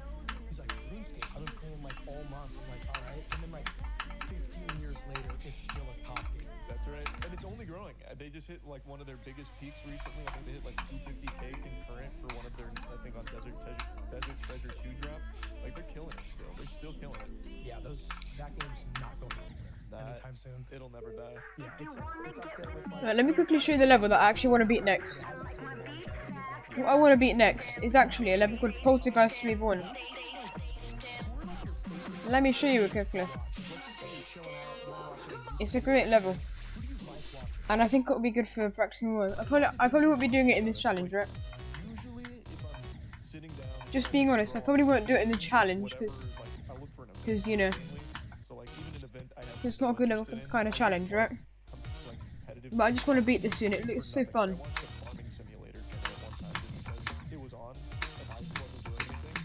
So it all really just depends. I usually fish for a base. If I'm looking for, if there's no events, then I'll usually just see who's in like a category for a game that I don't recognize. And right now it's mainly been Queso. He's the one that's hitting those categories. And then the only other time is like if I'm looking for trying to improve in something, I'll watch like whatever game I'm grinding. So Rocket League was a big one for a while, so I'd watch like some of the best players. Like I'd obviously watch Rizzo, and I'd watch whoever else was big at the time and just try and emulate what I'd see there. Or Counter-Strike when I was grinding Counter-Strike hard. So you lean more towards like kind of like what's going on, like events and stuff, but you still watch. It's actually sick that you said you watch Queso, because bro, I literally watch him like every. My Shadowbox just stopped working. It really like resonates with me because I There we go. What was love that do about? bad game nights on stream all the time, and Queso's killing that. Dude, he is killing that. He literally played a game. It was called Five Nights at Shrek's. It literally looked like they developed the game in 4 hours. It was the worst game I've ever seen. I was laughing my ass off. It's so fun, and I'm hoping this will lead to like this gateway of more people doing that, because I think that's so fun. Where like a great personality is playing shit you've never heard of and making really fun things out of it. Because a bad game, I think, is exciting. I love shitty games. Yeah. No, that's sick, dude. Shitty games is like a whole world of content. Because like I remember he was playing this game and like these players aren't even like walking correctly. Like I think they developed the game in one day. Like it was the worst thing I've ever seen. But he made it so fun, bro. Like that's the beauty of it. What's the shittiest game you've played? The shittiest game I've played, probably, dude, I don't play shitty games. Oh, you gotta get out there. I'd say probably like maybe like it's not even a shitty game, but I hated it. Was like Party Animals. I hated it. Oh, that's a bah humbug. That's a weird one. That's just like a fun game for like anyone to enjoy. It's Everyone like a loves family that game, but I like had the worst night of my life playing that game. Because my most unenjoyable game to play. It's a great game. Is Fall Guys, because when I load into a lobby of Fall Guys, whether it's a public match or a custom game, there's at least 12 people grabbing me the whole time. So I haven't been able to play the game yet, and interesting to see how that feels. I see. Okay, so your enjoyment is directly tied to like how much you get stream sniped in the game is what it sounds like. Dude, yes. Like the thing is, like Rainbow Six Siege, the reason why I love that game is like if I have a delay on, the reason why I love Rainbow Six Siege is because most of the time when you're losing or dying, it's because you're making a mistake. And I've always leaned towards like really hyper competitive games. So like I don't really play like I do play party games and stuff. Like I've enjoyed like Among Us and that, but like I really like competitive games. That's like. I mean, you're very good at Siege too. Yes. That obviously helps. You don't play single player games though? Not that often? Bro, I mean, he can attest to it. He's tried to get me to play like Oh. Outlast, Dark Souls. Well, I'm probably about to get an add-on. On Dark Souls, and I'm not a single player game. It's bad, man. It's like, I think that'd be good content though, don't you think? It would be great content. I just can't play something that I don't love, and I do not like single player games. I'm like a psychopath. That's what, man. You actually do have like full-blown TikTok brain, brother. You got the syndrome. Like for me, because what got me into gaming That was is rough.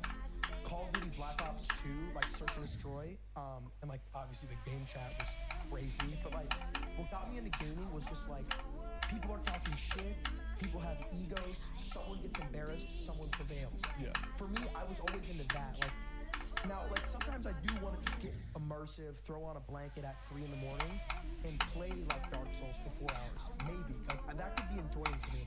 Or in what am I don't even know what I'm saying, but I could lean more towards that. But I just can't.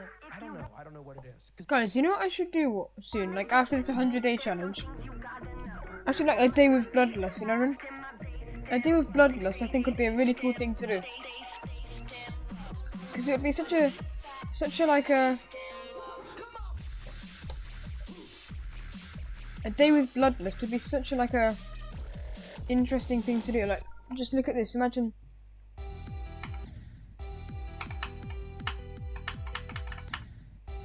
Come on, I've got 94 to 100 on mobile. Come on, man. Shouldn't take me too long to do it on here, right?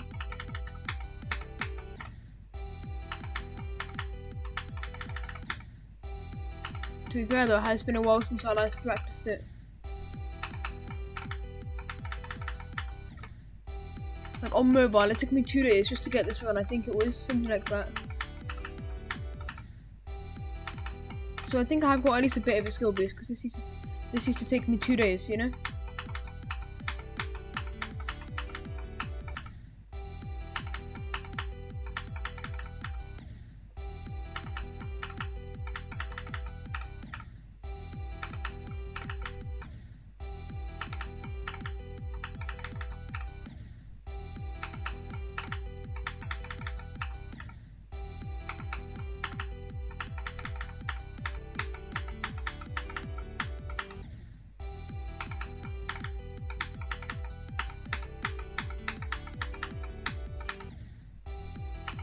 I do want to beat Bloodlust soon though, because I do like it. I'm thinking maybe after I beat Bloodbath, I want to jump from Bloodbath to Bloodlust. Should I do that? Do you think that's a good idea? Being honest, guys, on a scale of 1 to 10, on this part.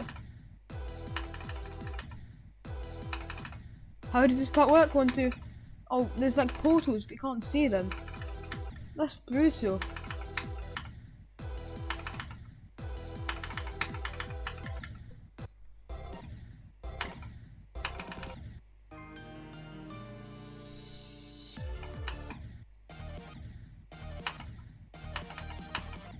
Come on, I was doing Bloodbath before, so if I can't even do like the ending of this, right?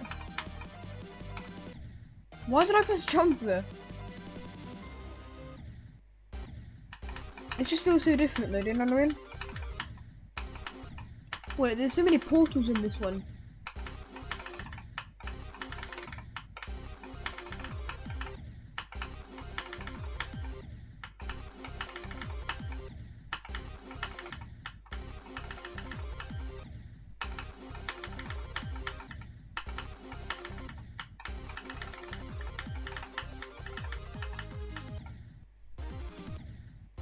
This is actually bringing me back so many memories of Bloodbath.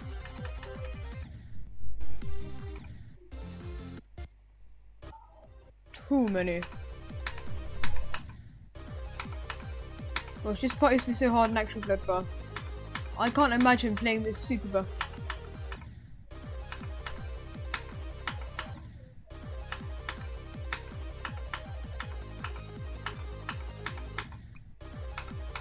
Doesn't feel too much harder.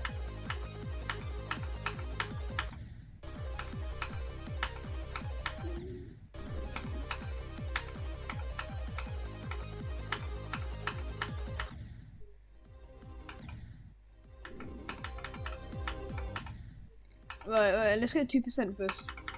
Before we go back to a sweater weather. Good run, guys.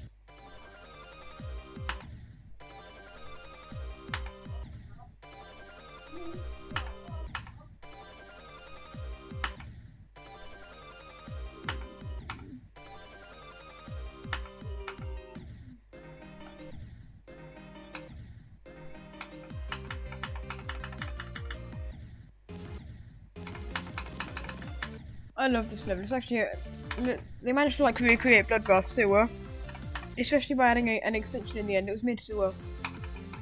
Oh no, wait, the swing optimate. Hold me back. Hang on, look at this.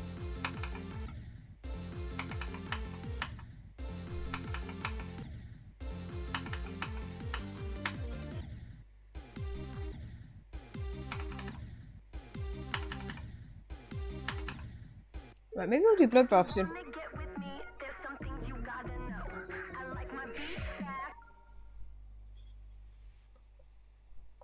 Because you're a single player guy, like you love single player. Yeah, I play single player games, multiplayer games.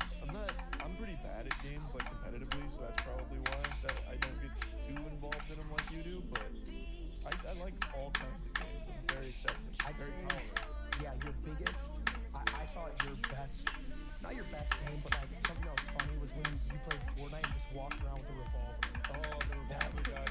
I used to be nasty at Fortnite actually. I was pretty good. Dude, and that was back when like building was pretty limited. Yeah. And bro, you were just head tapping people. Oh my god, Yeah. I was a machine. I was unholy out there. Yeah. So what was your favorite, like what is your favorite single player game to play like right now? Doesn't really count because it's still co-op, but Helldivers 2 came out recently and I think that game claps. I think that game is super good.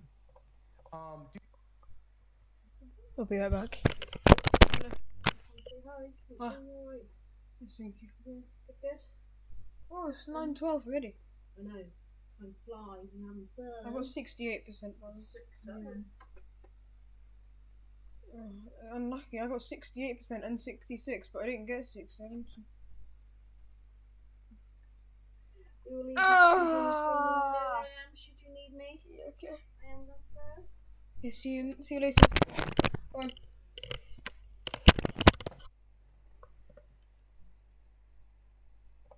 Dude, I remember Okay, there was one single player game that I played. I actually watched you play it like 3 nights in a row. I was just lurking, but like when you played Only Up, dude, I was in those. Oh, okay. Because you were speedrunning it too. That's something. Speedrunning, that's Yeah. competitive. Would you Yeah. ever get into speedrunning? Dude, I would love to get into speedrunning. My problem is I'm the worst mouse and keyboard player ever. If Only Up dropped on Xbox, I would go for like a world record like tomorrow. But I just sim so bad at mouse and keyboard. Bro, like when you were speedrunning Only Up, bro, I was tuned in. It's fun, man. Yeah, I was locked in. Speedrunning's that's Stop a whole new dying, game. man. There's so many games you could speedrun on Xbox. Yeah, no, I know. Yeah, but I actually love speedrunning. But like, Guys, when you see something I was crazy. just watching to see you speedrun, like when you were like raging at shit, it was Yeah. pretty funny because I don't even remember what was even the. You were stuck on like the globe or what is the way to like get the most time? You get caught on the dragon or something? Yeah, so at the very end, the run's totally changed now. It's a kind of a dead category, but back then it was at the very end of the run, the very last trick. You needed to have this very precise lineup, so the dragon wing would pick you up, you'd stay on, and it'd launch you to the end of the game, and it'd save like 10 minutes off your run. But that shit was so like precise, like you couldn't be a millimeter off. Like it was a cruel mistress, that trick. So I'd spend hours practicing that one, and it would make me so mad every time. It was such a bitch. Dude, and I love those streams, like, because I'll tune into a lot of your streams, especially like a lot of your YouTube videos, but the reason why I love the Only Up streams was because I was into Only Up, and like, I never really see you rage. I do occasionally, but like, when you were raging at the dragon, like, I was pissing my pants. Like, that was so, because I see you pour your heart into this run for like 15, 20 minutes, and then the dragon just like flings you off. Like, that was so funny, bro. It hurts the feeling deep. I need to bring the gamer rage back. I used to get real mad at games when I was playing back in the day. I'll bring it back for some competitive games. Why? Why am I just trying to listen to the podcast and not the game? I had it Only Up and I was like, I recognise that name. What is it? And I have to get this out of my mind. Only Up. Who's he Only Up? Oh, I know this game now. I remember that now. Gotta find like what fires you up, and then it's just so natural. Yeah, I gotta. Like, you were like fired up. You were passionate about Only Up. Yeah, I gotta find that demon in the competitive landscape again. Yeah. All right. So little change of like speed. Do you believe in the moon landing? Like, did you think we went to the moon? Oh, 100%. Yeah. Really? Yeah. Do you think the moon landing is fake? Yeah. Oh, boy, we're at the butt some heads. Why do you think it's fake? Okay. So I'll start off with this. The number one reason why I think the moon landing's fake is it's kind of a shitty. Well, no, it's not a shitty reason. But so two things. The two main things is obviously like back then it was like Russia versus USA. They were both competing to get to the moon first, obviously. Space race, yeah. So yeah, and that was like, so I see it as like from America's point of view, they're like, why don't we just fake out of this in a really high-end Hollywood studio? That way we can kind of let our nuts hang on Russia and say, we just dropped our testicles on your forehead. The second reason, which is the bigger reason, why have we never gone back to it? We've gone multiple times. It wasn't just one time. People sitting up, like standing on the moon.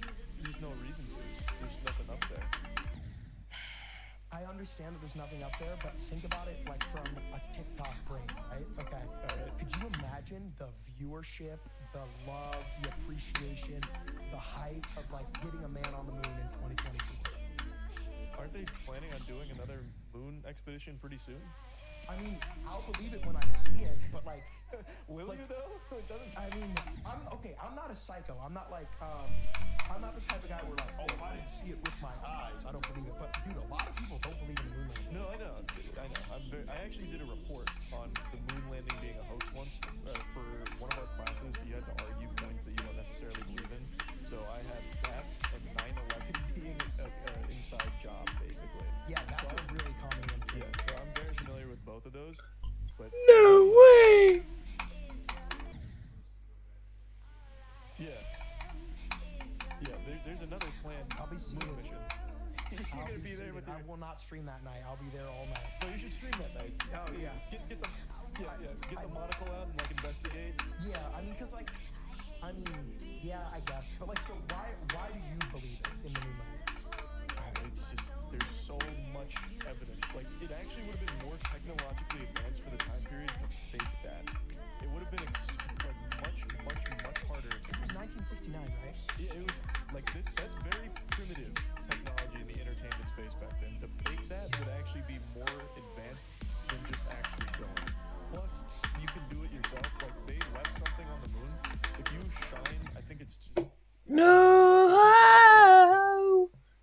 just died there again. Why have I actually just died there again? That's so annoying. That's annoying. 60 times 2. Right.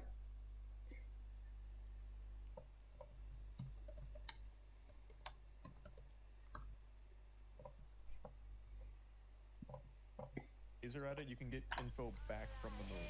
Okay, Like you sounds can, like a you yourself, like a human being that is not part of NASA, can interact with what they left on the moon. I just can't remember what it is. Do you know that? Because I don't remember. Yeah, they left something that you can actually interact with and get data back. Okay, sounds.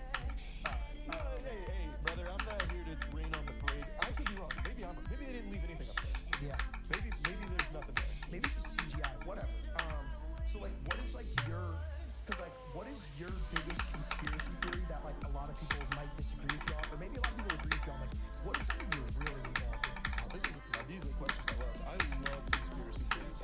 I'm a huge conspiracy theory buff.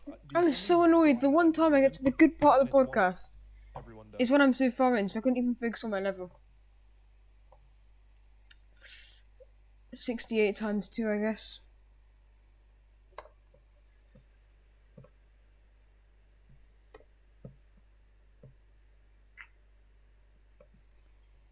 Oh, my days.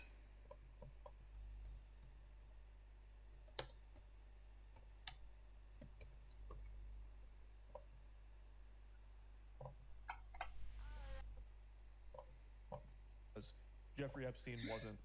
He was murdered. He didn't commit suicide. He was murdered. Because I mean, why would he at that point? Like, you know what I'm saying? Oh, there's so many. We just made a whole Red Thread episode on Jeffrey Epstein. There are so many things that would have had to have aligned for him to kill himself in that cell. Well, did it like? It's impossible. Okay, I'm like pretty loose with it. Like, I don't research shit. I just TikTok is like my research. But I've talked to him about it, and he was saying, is there like an on-station security guard who like was supposed to rotate, but he wasn't there, and then like the camera cut off, and then he. Yeah. Like, come on. There were so many things. Will we get demonetized for this thing? No. The episode that we covered this on, so you should. And we waited like 40 minutes. You can, if you want, you can do like a Godzilla double where I said just go like on the live. That's usually the same. Yeah. Cool. We'll do that.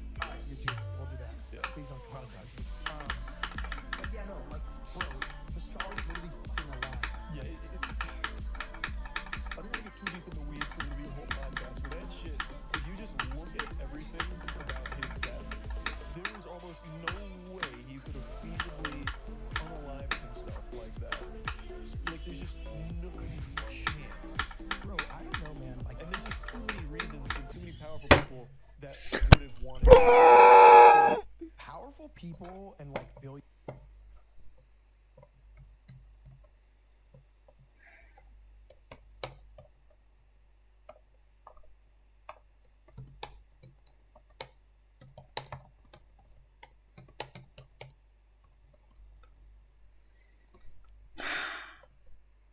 Oh, my days.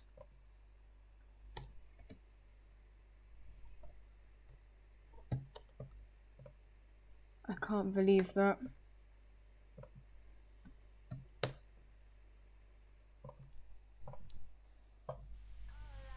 Guys, I actually can't believe that though. How there? It could have been anywhere. Like scare the shit out of me. And the saddest thought was next time I get to that choke point ship part, I'm gonna die there, and I know that. No, that shit is corrupt. I got past all the choke points. Walking on eggshells right now, but it's like, And then, I went to hit 200k concurrent viewers. where did I even die? I got past all the choke points and died at the easiest part. but like, That's so annoying. it's just like, dude, why?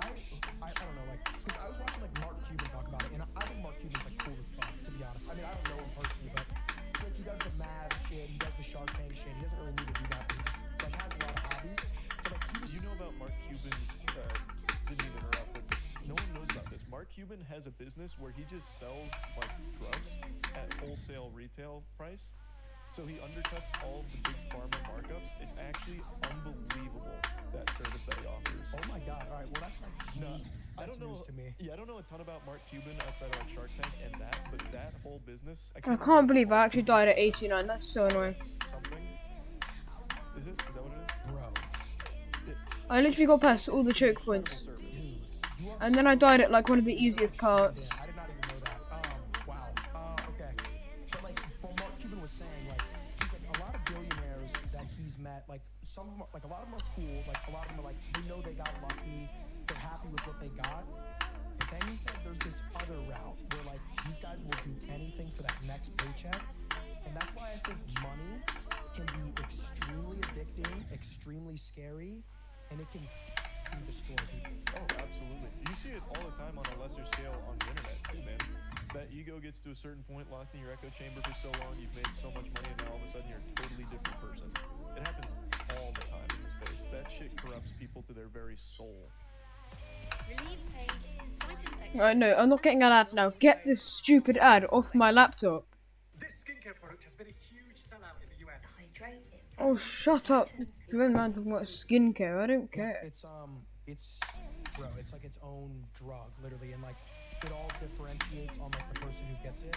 'Cause, I mean, obviously, I'm sure you've heard this saying 1,000 times, but it's like people will say like money doesn't change who you are; it just shows who you were the entire time. I've actually never heard that. You never heard that? Yeah. But bro, like even with like you, I can see like I've only met you a couple times, but where I can see like you don't care like about like having a bunch of money. You just have like your hobbies and your interests and your passion, and like I fuck with that a lot because like I can just see that because I try to like be the same way where it's just like, dude, I don't care about the next, you know what I'm saying, paycheck. I'm just doing what I love doing. Yeah, absolutely, man. At the end of the day, I got lucky. Like I recognize how lucky I got, and I can't believe I died at 89, so that's so annoying. That is actually so annoying though. And it's just, I'll never take something like that for granted. And I feel the same way, like when I watch your streams or when I see the way you talk about your success and how you got there. It feels like it's coming from a place of like authenticity and being genuine. Yeah, no, I mean, thank you, man. Because it's like, I feel like, because bro, you've been around like YouTube for so long, and you've obviously been successful for so long. So like, how have you like maintained like a good head on your shoulders the entire time like, through? I don't really interact with a lot of internet people. I think something like that really helps. I think when you get surrounded by a bunch of yes men and a bunch of people that are just like this hype beast culture kind of thing, you just feed off of each other's bad vibes, you kind of lose a big piece of yourself. It's like moving out to California, for example, or if you moved over to Austin, Texas to be around like all the streamers and stuff, I think you then start, even if you don't mean to, subconsciously emulating that kind of behavior, and you change subtly, but surely over time. And I stay to my roots. Like everyone that I work with is friends that I've known. Yep, here we go. Pretty much. Here we go, 72. Here we go. Here we go.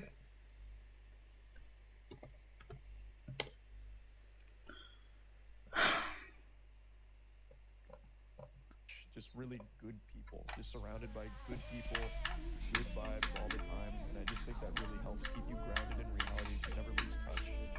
Dude, what a fucking answer.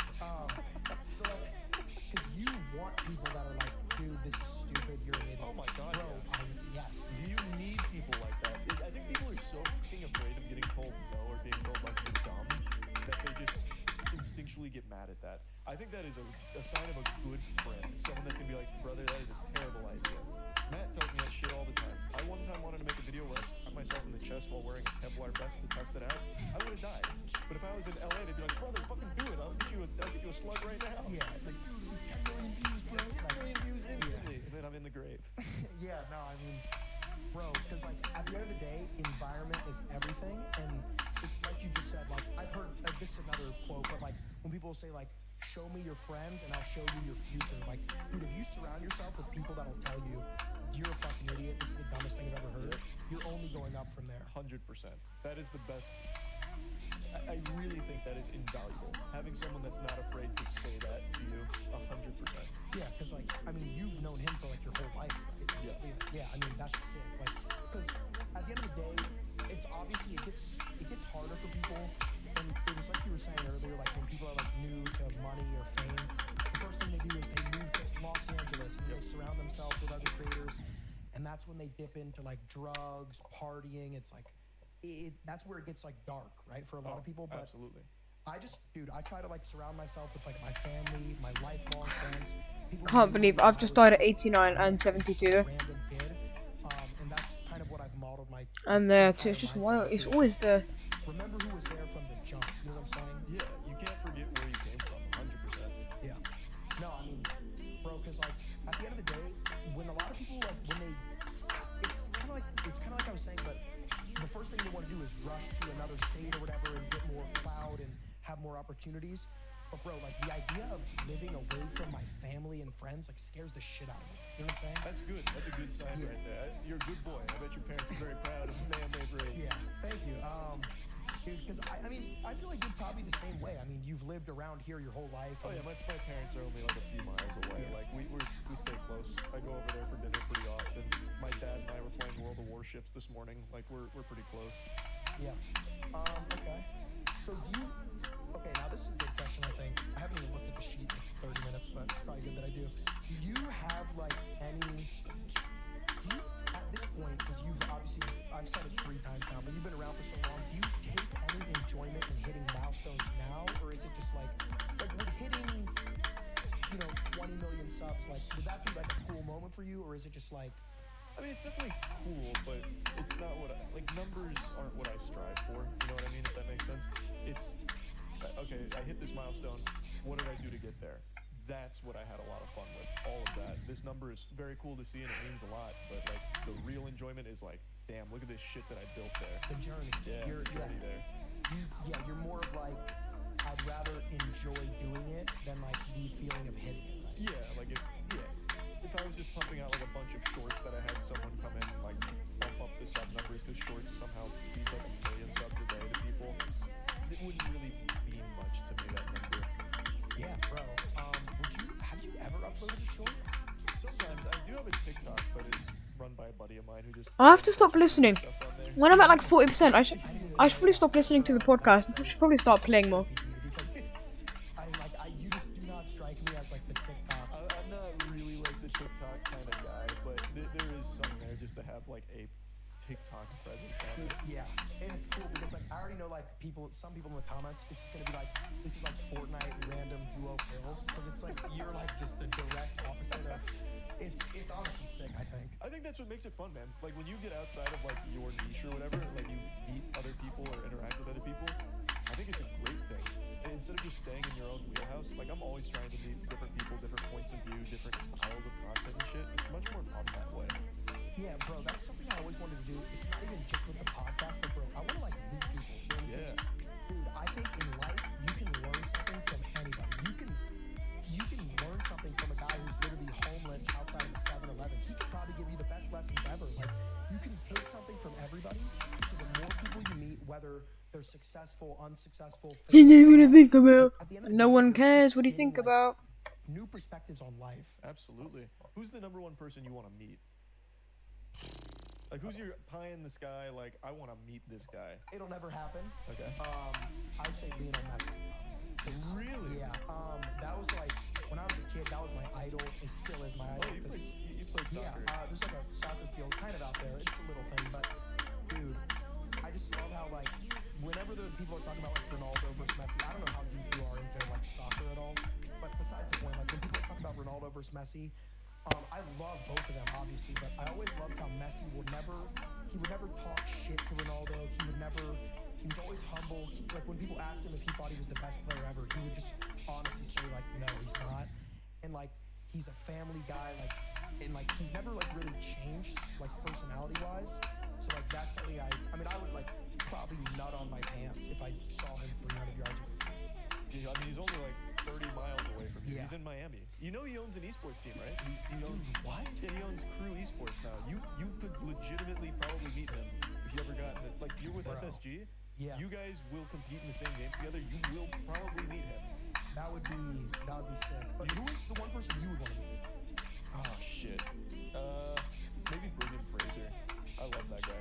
That's he's like a movie director, right? You swine. A movie director. Wait, I'm thinking of. Where am I right now? Oh my god. Who is Brendan Fraser? The Mummy. He's an actor. He's the Mummy. Oh, the Mummy Returns. Wheelhouse. Oh my god. Dude, I'm sorry, man. TikTok. Jesus Christ. I gotta call my people. I gotta get out of here. Wait, who did I like mix that up with? I don't even know anymore. Brendan Shaw, that guy sucks. I hate that guy. Okay. Why do you think with Brendan Fraser? Right, he's an iconic actor. So my favorite movie is The Mummy. My second favorite movie is The Mummy Returns. Like everything he touched in the 90s and early 2000s, gold. I was eating that shit up. I loved it. We can cut that. Well, we won't, but we'll leave it in. Yeah. Okay, interesting. So Brendan Fraser is like the one. Why I'd there? probably be like, if I could choose any celebrity or something to meet, it would probably be him. He also just seems like a really nice guy. He's making a resurgence now. He got fucked hard by his wife with alimony for a while. He got dealt a bad hand. He like broke his back on the set of The Mummy doing a stunt. Wrong button, hang on. Now he's making his comeback, and it couldn't be more deserved. He killed it in The Whale. He did an interview recently in a cowboy hat playing his Switch. It's adorable. I love that man. Nice. So like, I mean, now that we're in like the acting realm, dude, I have to like dip into it. But so your biggest video on your channel is you being an extra in the Hunger Games. This guy didn't do any of this research. An extra, brother. I held that movie together. Yeah, okay. Your biggest video is you acting in the Hunger Games. Yeah, that's good. So do you want to be like an actor? I feel like you'd be a kick-ass actor. Only like I don't want to be like a real actor. I just want to have like little cameos in a bunch of blockbusters for no reason, like Karate Kid's doing open casting calls. I just want to be some guy that gets his ass kicked by the kid. Yeah. Right? Like I'm just like some bully. Like I throw his head in the sand or something, and I'm like, yeah, take that, nerd, and then he like beats my ass or something. So you just want to be like. You want to be like the guy, like, oh my God, that's Charlie with he has no lines and he just. No, I want some lines. I want some lines. Yeah, I want to like maybe like a couple stunts, like I kick sand in his face. I was in a horror movie and I got my head stomped in, and I was glad some lines up till then. That's sick. So like, so okay, you're not deep into, you're not like deep into acting, but you would want to be like, you would want to be in some projects. I'd want to be in some projects. Let's just forget that ever happened. Like nothing super serious. I wouldn't want to be like a principal role or anything like that. Just something where I come in there, I'm like, what's up? You know, I'm here doing my part, and then I'm gone. It's like 5-10 minutes screen time, maybe at maximum, and then they kill me off. It's cool that I got killed off in every movie I was in. Yeah. Obviously, the Hunger Games was like that whole thing is iconic, but what was like the step-by-step? Like, can you walk me through the full process of how that occurred? Yep, I was in my sophomore year of college. I was clean-shaven, short-haired youth. I had masturbated. I was in that post-nut clarity. I saw an open casting call in Atlanta for the Hunger Games Mockingjay looking for extras. They needed a headshot, a shirtless pic, and they needed a beard. And well, that was one that of the, checked out. Yeah, well, I didn't have a beard. I was clean-shaven. I hated facial hair. I used to nair my face when I was young because I hated it. So I was like, I'll try it. Why not? I'm not doing anything else, obviously. So I went home. I had my dad take some shirtless photos of me by our front door, which was an awesome father-son bonding experience. And then I submitted it a day or two later. I don't remember how long now, but pretty quickly they got back to me. I didn't have facial hair, but they wanted it, so I started growing it out from that point forward. Drive up to Atlanta. One thing leads to another. I'm in 2 scenes, and man, what a 66.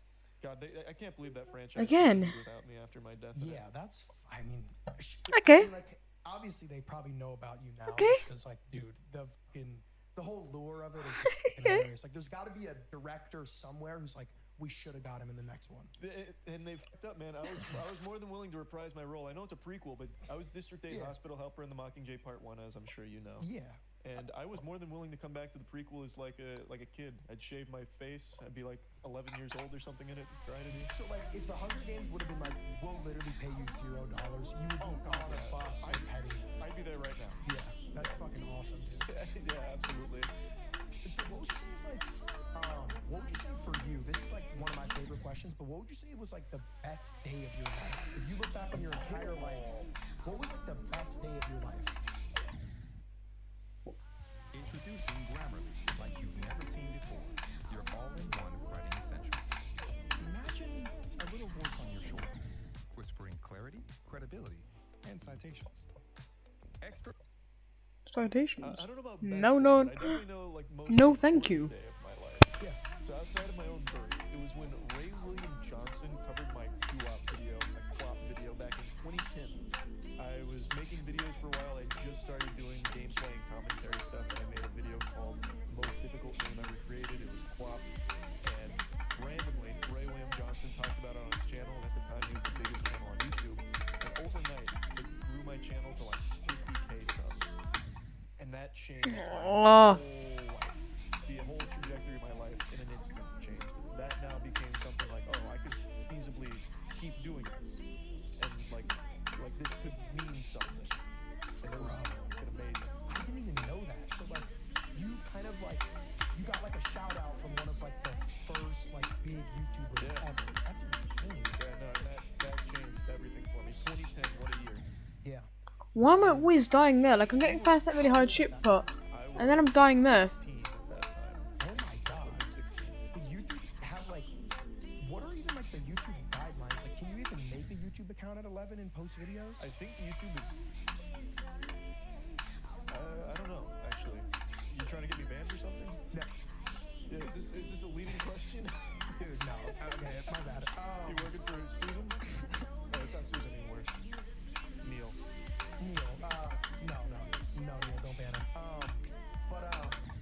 Neil, that's my dad's name. It's so weird because you literally made a YouTube channel when you were a kid, and now you're like literally 29 years old. Yeah. So like, bro, majority of your life you've been posting to YouTube. Yeah. And like you said earlier, like you kind of touched on it, but like, so your original reason for even like even turning on ads on your channel, were you kind of like, okay, like if I want this to be my job, I probably have to like make a little bit of money? No. Or it was just for charity? It was just for that. Even to this day, I don't think of this as a job. It's just this creative outlet for me, just the space to get as weird as I want to be and make what I want. And back then, I turned it on just for that. I never wanted it to feel like a job, and so far, it still hasn't, which is very important to me. Dude, yeah. By the way, sweating? Sounds like eating on your arm. No, that's just plastic. I just got this. Yeah, no. So you're a big tattoo guy. I am. I got my first tattoo when I was 20, and I thought I needed something to like bump up my appearance, and you know, everyone loves tattoos, so I was like, I'll start getting tatted up, maybe it'll help me look a little bit better. And it's always been that, like, it looks cool. Dude, if I ever got tattoos, I would go the sleeve route for sure. I think that looks the best. It looks great. Yeah, like where I draw the line is like a neck tat. Like, that's a little like, okay, That's too much. I don't think I could do that. But I mean, do you see yourself just fully inking up one day? No, I think the only other places I want to go is I want to finish my chest, and I want to do a little more on my back, but I'd probably call it after that. How expensive are tattoos? Depends on who you go to. If you go to a really good artist, it'll be really expensive. Like the guy who does most of my tattoos is a friend of mine, and this one was like $400 or something in that ballpark, so it was all pretty reasonable. I swear, if I die at the wave, what's a wave? Yeah. I would say if you're going to get a tattoo, it should be one that you really like and from someone that's really good. Otherwise, it's kind of a waste. What would you say is like your biggest purchase yet? Like, what is like the biggest thing you've ever bought? So it has to be our warehouse. I don't think that warehouse. Yeah, it is an incredible space, and we got super lucky with it. I think that's definitely the biggest purchase they've ever made. I don't really buy much in the first place. Yeah, no, I mean, for me, like, I'm pretty simple. The biggest thing I bought was like a house. Like, I just buy like essentials, and like, I mean, like, you don't strike me as the type of guy to buy like a Lamborghini. No, I'm not a car guy or anything either. Dude, yeah, and like, I think it's also just like side thing, but it's kind of just dope that you literally just wear like a white shirt. It's pretty sick. You can get 30 of those from Walmart for like $8. And that's the strat. That's exactly where they all came from. Just those Walmart fun packs. Dude, no, yeah, I mean, Always 41, I swear. crazy. Because, bro, like, I feel like a lot of people, especially if somebody has money, the first thing they want to do, well, most of the time, everybody's different, they want to just spend money, especially on like clothes and stuff. Bro, you've been rocking the same shirt for like 10 years. Like a little cartoon character for sure. I've been staying in the garden. I've seen you flex some money sometimes. You tell me you don't spend it? Well, the money I show on stream is prop money. It's not even real. Oh, it's not? Okay. Yeah, like, I actually have $0 of cash. I tell my chat, I'm like, this is literally prop money, which is funny. Because, like, there's one video of me, like, dude, there was one video of me, I was listening to Tory Lanez, and I was pretty hammered. I was probably like 5 beers deep. But I had like a $100 bill. It was prop money, and I took a lighter and lit it on fire, and it went like viral on Twitter. People were like, bro's gonna get arrested, and I was like, oh, I didn't even realize this was illegal. I'm a fucking idiot. So and like obviously it's prop money, so I was fine. But dude, I was like kind of scared for a little bit because it didn't look like it looked real.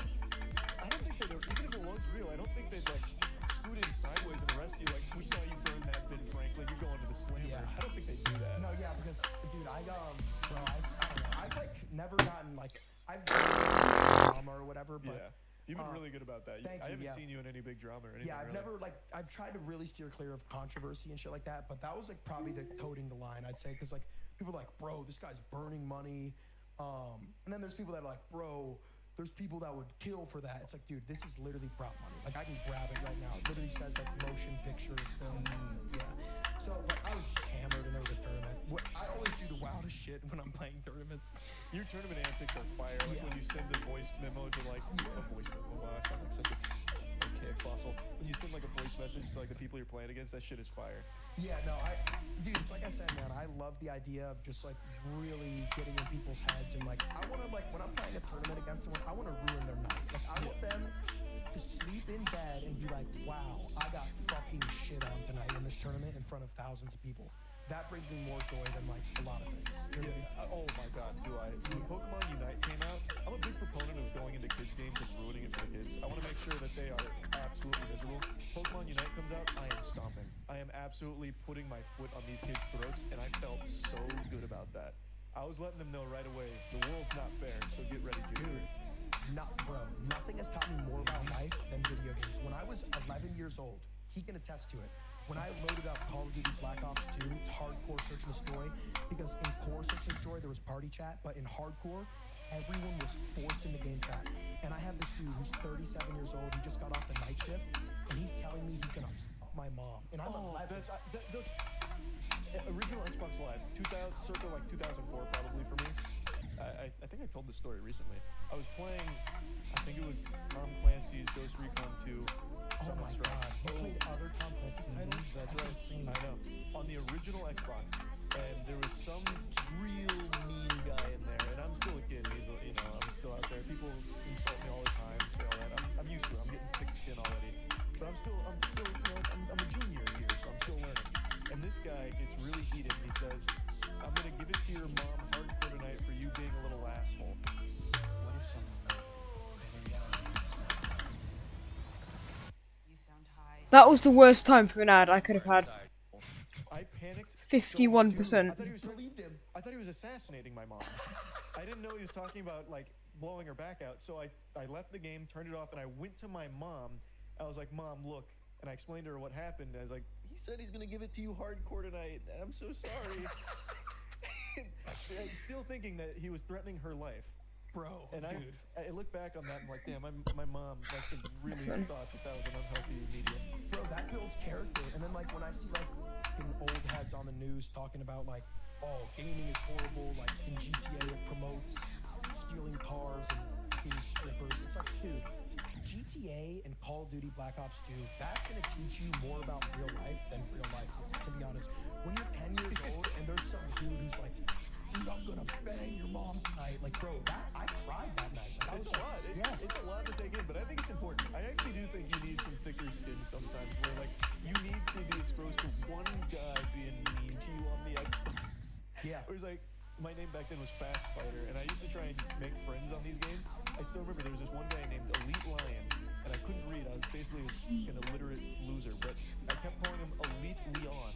And eventually he turns his mic back on, and he just goes in on me for it. And I felt so fucking bad.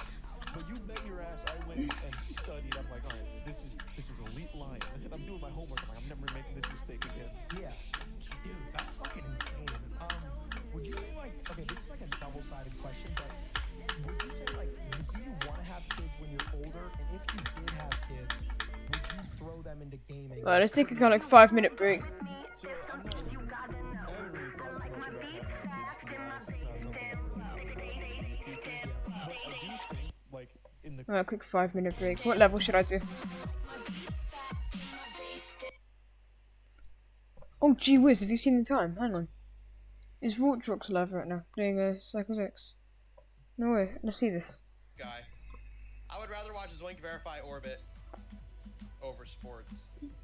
Not that I hate sports, I just don't find them interesting.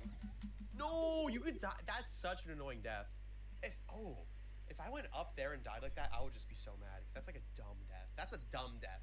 That one's not even supposed to be hard. You just click. Because if you make it up there, you already got the timing.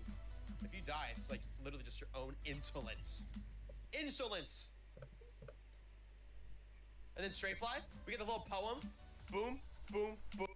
Is the weight. Insulin? I didn't want insulin? Hey, Siri. I didn't. Yo, Hazel, thank you so much for the $5 again. Oh, you're kidding. Thank you for the $5. Thank you for the $5 ARS. No, I don't know. No, I don't have Geo. You have. Let's see this. Oh. No, dude. All right, this is what? Alright, let's keep going. Current climate of things, it'd be smart just to let your kids start playing games. Like I remember when I was growing up, my parents were never big about like, hey, stop with the games, and, ruining your brain or whatever. But I know there are people like that. But I think right now, more than ever, just let them experiment. If there's a game they really like, maybe they get really good out of it, make a career out of it. So if I ever did have kids, I'd absolutely start them on like a Rocket League training regimen and create like a fucking prodigy. Yeah. I would engineer that kid to be like the best. I've literally thought about that before, like just forming a professional player, like from scratch, like out of clay. At like 3 years old, he's like playing the Wii. Oh yeah. Like right into it. No, because dude, I feel I start doing their homework for them so they have more time gaming. Yeah. No, yeah, literally. Because like I feel like gaming, dude, and obviously it's cool because like, bro, you're a big gamer, bro. I feel like without gaming, I would have been like pretty lost. I'd say like I was into sports and stuff, but bro, like the thing I've loved about gaming and always will, I'll probably be gaming when I'm 50, to be honest. Like obviously, bro, the world around you, like for the most part, it's pretty depressing. Like it's pretty bleak. Like when you turn on the news, you're just seeing shit. But like gaming is just like it's an escape of like, bro, you just focus on what's in front of you, and it's a fucking vortex. You forget about everything. It's important. Escapism, I think, is important. I don't think anything should be vilified for that. Gaming, I think, is integral. For me, especially, like, that was like my main social life was through gaming on Xbox Live. That's where I met lifelong friends and stuff. Like, it was important. So I think absolutely a very big part of my life and the life of many others. Yeah, no, I mean, dude, like, for me, I mean, when I was in school, by the way, what was like your high school GPA? It was pretty high. It was pretty good. I used to just fall asleep through classes, but if you get like pretty medium grades, and I think I was like a 3.4 student or something like that. The way I always like saw school, and like it's a beautiful fucking model. With Delivery Plus, you get member perks like free delivery. Sign up. I don't care about Delivery Plus. Why have you got so many ads, Jinx? Like, you can like pretty much get like, you can shit the bed on tests, but if you turn in all your homework, you'll get a C. You're pretty much set, which is what I did too. Dude, because I mean, like, you're like a little, like, you're not even old. I mean, you're a little bit older than me, but like, back when I was in school, we had like, it was the best system ever. We had a Snapchat group chat for every class. There was always the 2 or 3 really smart kids, 4.0 GPAs. They would just take a picture of the homework, and boom, we were all set. What heroes? Did they get paid for it? Bro, no, they were just the coolest people ever. Like, cause I remember there was a Spanish class, and like, I obviously, now the bad part is you're gonna fail every test if you're just copying a kid's homework. Yes. But dude, I'll take the 70 and get the hell out of there. Yeah. Cause like, with school, when I was in school, I was fucking miserable. So all I looked forward to was just going home, playing Fortnite, playing R6, playing COD. Like that was all I looked forward to. Like, that was my happiness when I was a kid.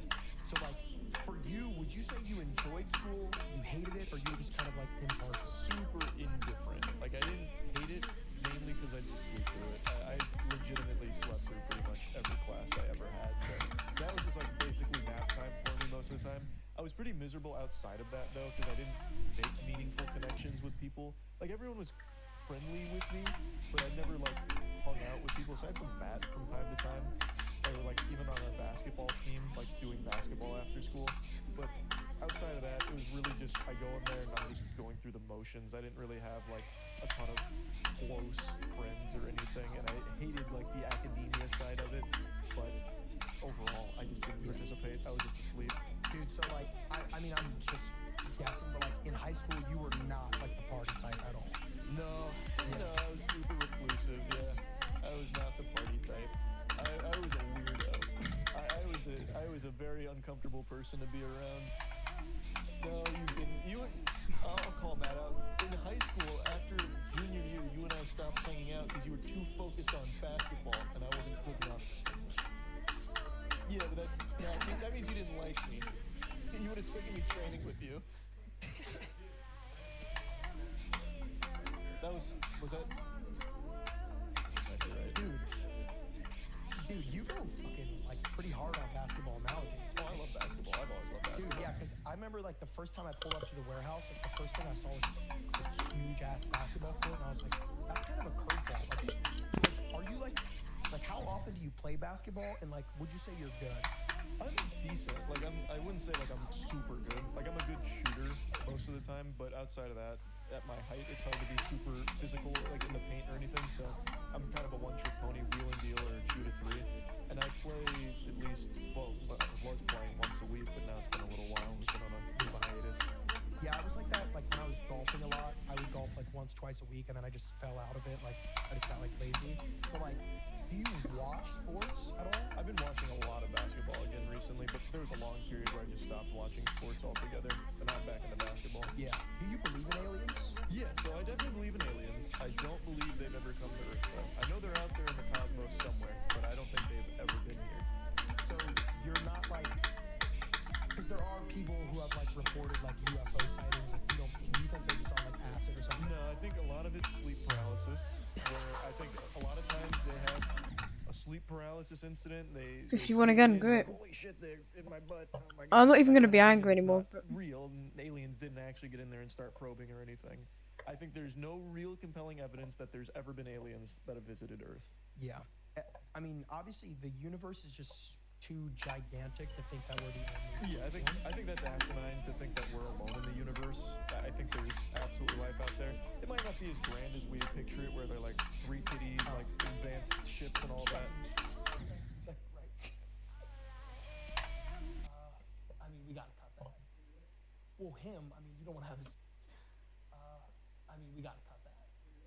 Well, him. I mean, you don't want to have his face in there. A shot, by the way. As we picture it, where they're like 3 titties, like advanced ships and all This that. guy's in the shot, by the way. He's like right. I mean, we gotta cut that. Yeah, no, but like, because when you see someone who has like, they claim they have a UFO sighting, it probably is sleep paralysis or just like hard drugs or like psychosis. Because it is pretty insane to think that aliens have like flown over. I don't see how there's ever been a sighting that is like, wow, those are aliens. Like, why would the technology to get here is so unfathomable that I don't think we would even be able to comprehend it if they came here. Like, that is so beyond our understanding of the universe just to reach us. I don't think they would ever show themselves if they did, because why would they? They'd disrupt this planet. That wouldn't make sense. And if they wanted to kill us or something, we'd be dead right now. And our weapons wouldn't do shit to them. At that level of technology, it'd be shooting spitballs. So you're basically saying that like, if we went to war with aliens, we'd get. It wouldn't even be close. If the aliens made it here and declared war, we'd be done. We'd have nothing unless they're like allergic to memes or something. Why do I keep dying there? But otherwise, we're so fucked. Yeah, we would beat them in like eating food, I think. Yeah, I guess maybe War of the Worlds logic. Our blood gives them diseases. Yeah. No, that's a great point because they're so fucking far away. If they have the technology to get here, it'd be over. It'd be but I do think like even the aliens that are out there, if they're watching, like I think what they are is like insectoid. I think they're like little insects. I think they're revolting. I bet. I highly doubt they're hot. They're probably not fuckable. No 3 titties. No big advanced spaceships. No big colonies.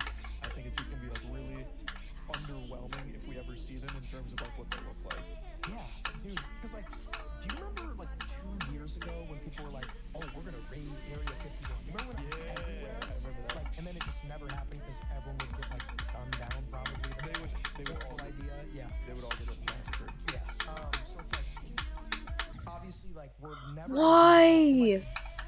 What do you even think about like a place like Area 51? Like, what? Because why is it so like secretive and private? Like, 'cause it's still a government base that probably has a lot of like big secrets when it comes to their technology. They don't want But like. there's no aliens there. No, I don't think there's any aliens there. That'd be unbelievable to me. An alien coming to Earth and dying, I think, is so unlikely. Because if they reach here, how the fuck are they just gonna crash into this planet? Like, no way. There's no way that would happen. And there's no way we would have killed an alien. We're way too weak in the technological food chain for that. Yeah, no, we would get fucking murked by it. Exactly. 100%. No, that's a great point too.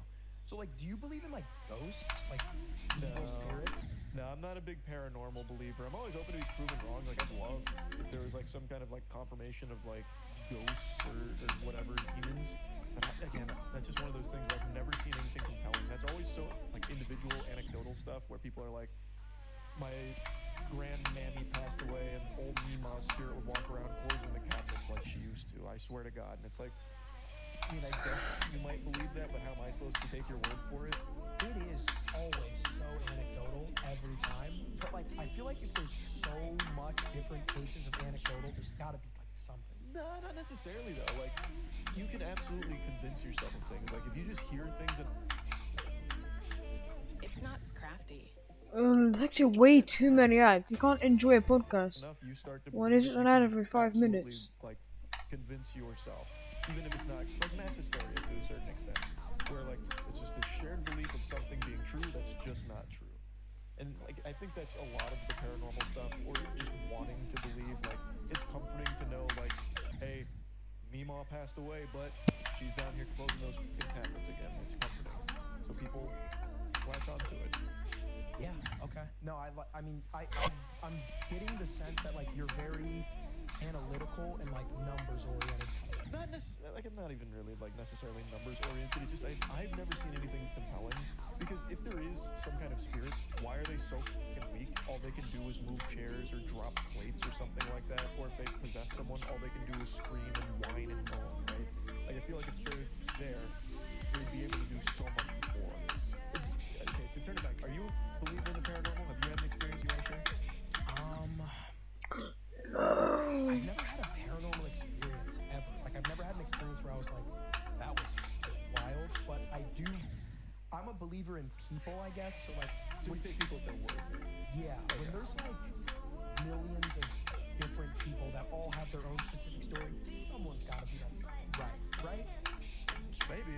I mean, maybe not, right? I mean, but I'm more of a believer in people, right? So like, not that I believe everybody I hear, but I've heard like a lot of stories and they're all like, they sound like it checks out. I've never had something where I'm like, wow, what the I had a lag spike again! You have that trust in people to be telling the truth, or like, you know, hey, he might be onto something. Yeah. I think that's sweet. Nothing wrong with that. Would you say people are like generally good or like generally like bad? That's hard. It's really hard to say. I'd say, I think generally good. I think when people come into the world, they're coming in a clean slate, but tend to lean on a positive side. It's only through like learned experiences and learned activity that they become bad. You know, I did read like a really convincing argument. You know what babies love more than anything is watching someone get hurt. Like, babies laugh really hard when people fall and shit. So maybe there is something in our DNA where it's like, shit, that's kind of getting hurt. It's kind of cool. No, yeah, because like, I mean, dude, I remember like my one of my like family members, like, they had a baby, and anytime I would like fall or slip, it got to the point where like, because I would entertain her when like other people were like not home, so like I'd have to take care of her. But like, I would like slap myself in the face and she would come. Yo, you were doing like Charlie Chaplin scenes for her. Like, so, because I think what you just said is like really fucking based, because to be honest, bro, most of the people, like, whenever you see someone where like, you know, maybe they're like a great person, maybe they're a horrible person, they didn't get there all alone. Exactly. Everyone is just, I think, like, psychologically, I think everyone is a victim of like circumstances.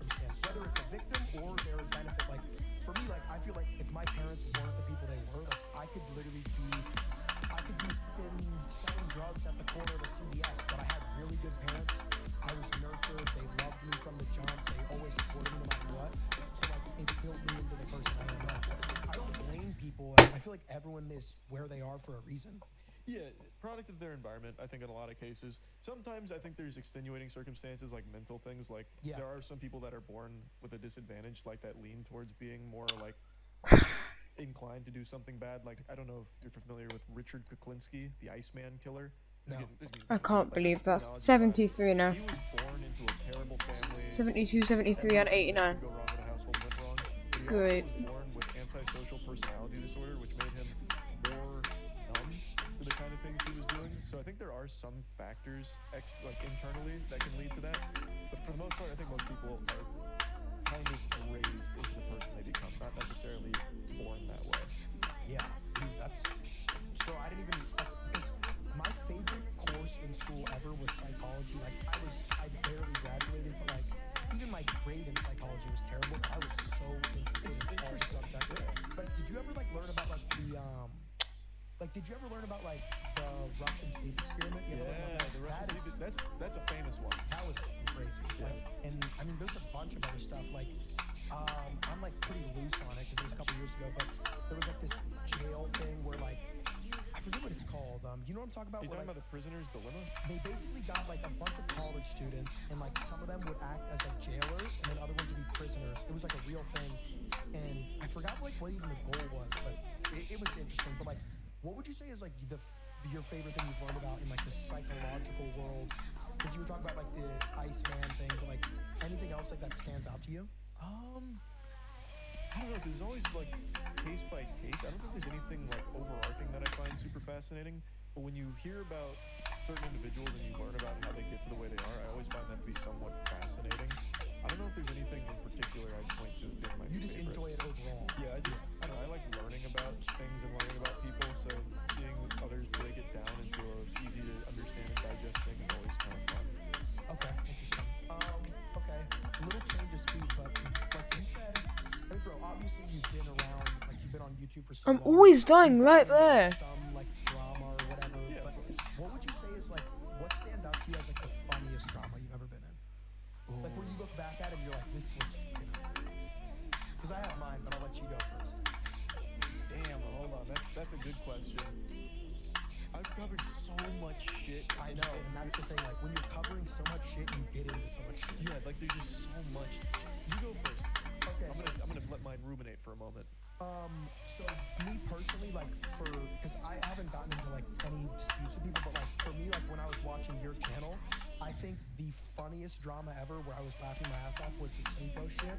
Because obviously the back and forth, and I still don't even like, I kind of know what started it. It was about like the QT show or whatever, that's like a year ago. But like the part that made it fucking hilarious was the Meat Canyon video on that was the cherry on the top, dude. Like, but for you, what would you say stands out as like the funniest drama you look back on? That whole timeline with that Sneeko stuff was really an interesting period for sure. If I had to choose the one that I think about from time to time as like, I can't believe this happened, there was a guy, and he made this video essay about how I'm some kind of like Illuminati sleeper agent, and he used these like really weird connections about my white shirt representing the base level consciousness, and how I'm like peddling this deep state like shadow government agenda. It was like the most unhinged conspiratorial rant I could have ever envisioned, and he did it earnestly. And I couldn't believe what I was hearing. And I don't even know if it's really drama because I didn't really engage with it per se. I was captivated. I was blown away by this guy's we actually talked to him on our podcast at one point. What? And he was sat down with him? Yeah, well, over video call or over voice call, but he was so unhinged that I couldn't put it on YouTube because of the things he was saying. Like he really believed some of the most horrid stuff ever that I couldn't believe a human being could fall victim to. He actually passed away as well, which is even crazier to add on top of all of that. And how old was he when he passed? God, I have no idea. Like, was he older guy? No, he was a younger guy. He wasn't that old. Monzo Business is Britain's most recommended business bank account for overall service quality. Recommended by businesses like Rocket Accountants of Essex. So a salute to you, Rocket Accountants.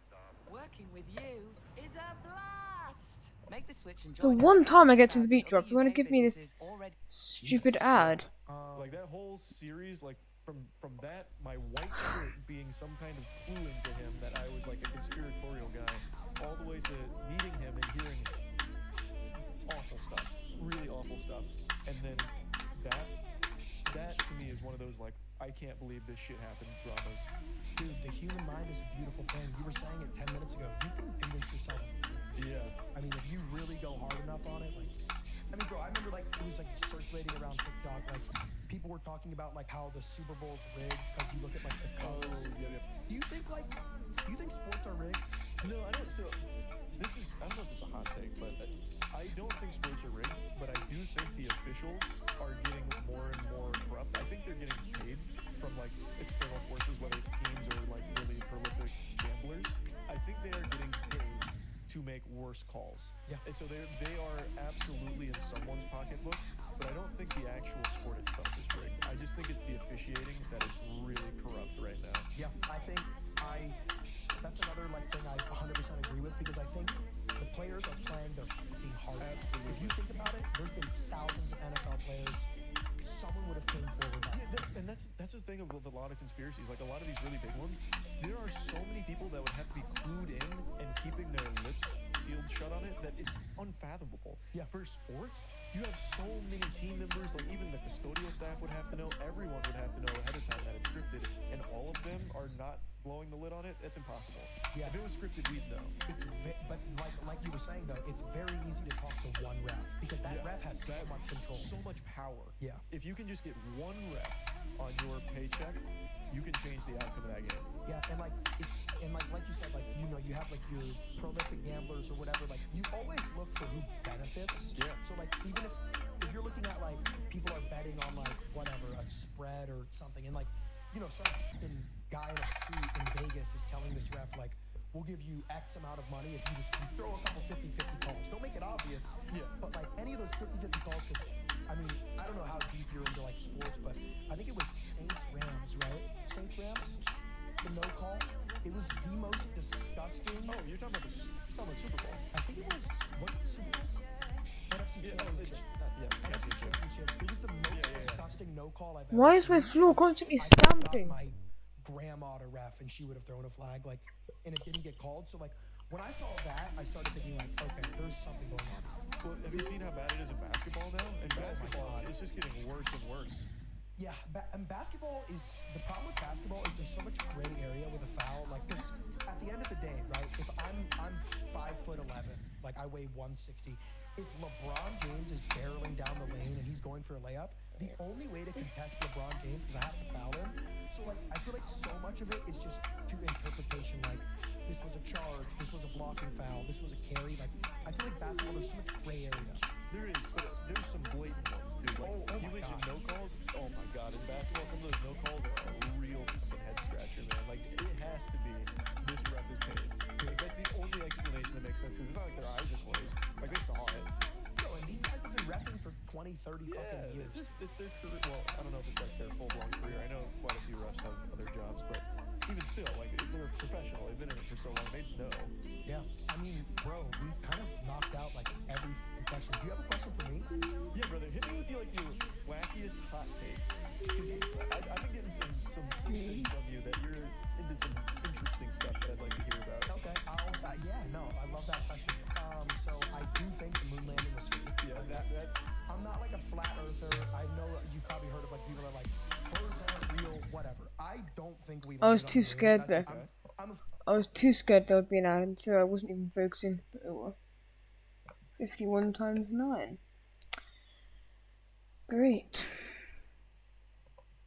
Maybe I'm an idiot, or maybe I'm a genius. That's the beauty of it. Other than that, I do think sports are pretty rigged. I think the players, they're playing their heart out. I think the coaches are coaching. I do think like sports are rigged. You don't think it's scripted though? I don't think it's scripted. Okay. I think it's okay. Like I mean, obviously, I look at everything logically. Like if I'm the NFL and I see the Super Bowl, and I like this is just me. I don't fucking know what I'm talking about. I'm just a fucking idiot. But like, if I'm like trying to sell the most tickets, sell the most jerseys. I would want the Chiefs to win the Super Bowl. Not that I even think the Chiefs, it didn't even look rigged. Like, they kind of just outplayed everybody they played against.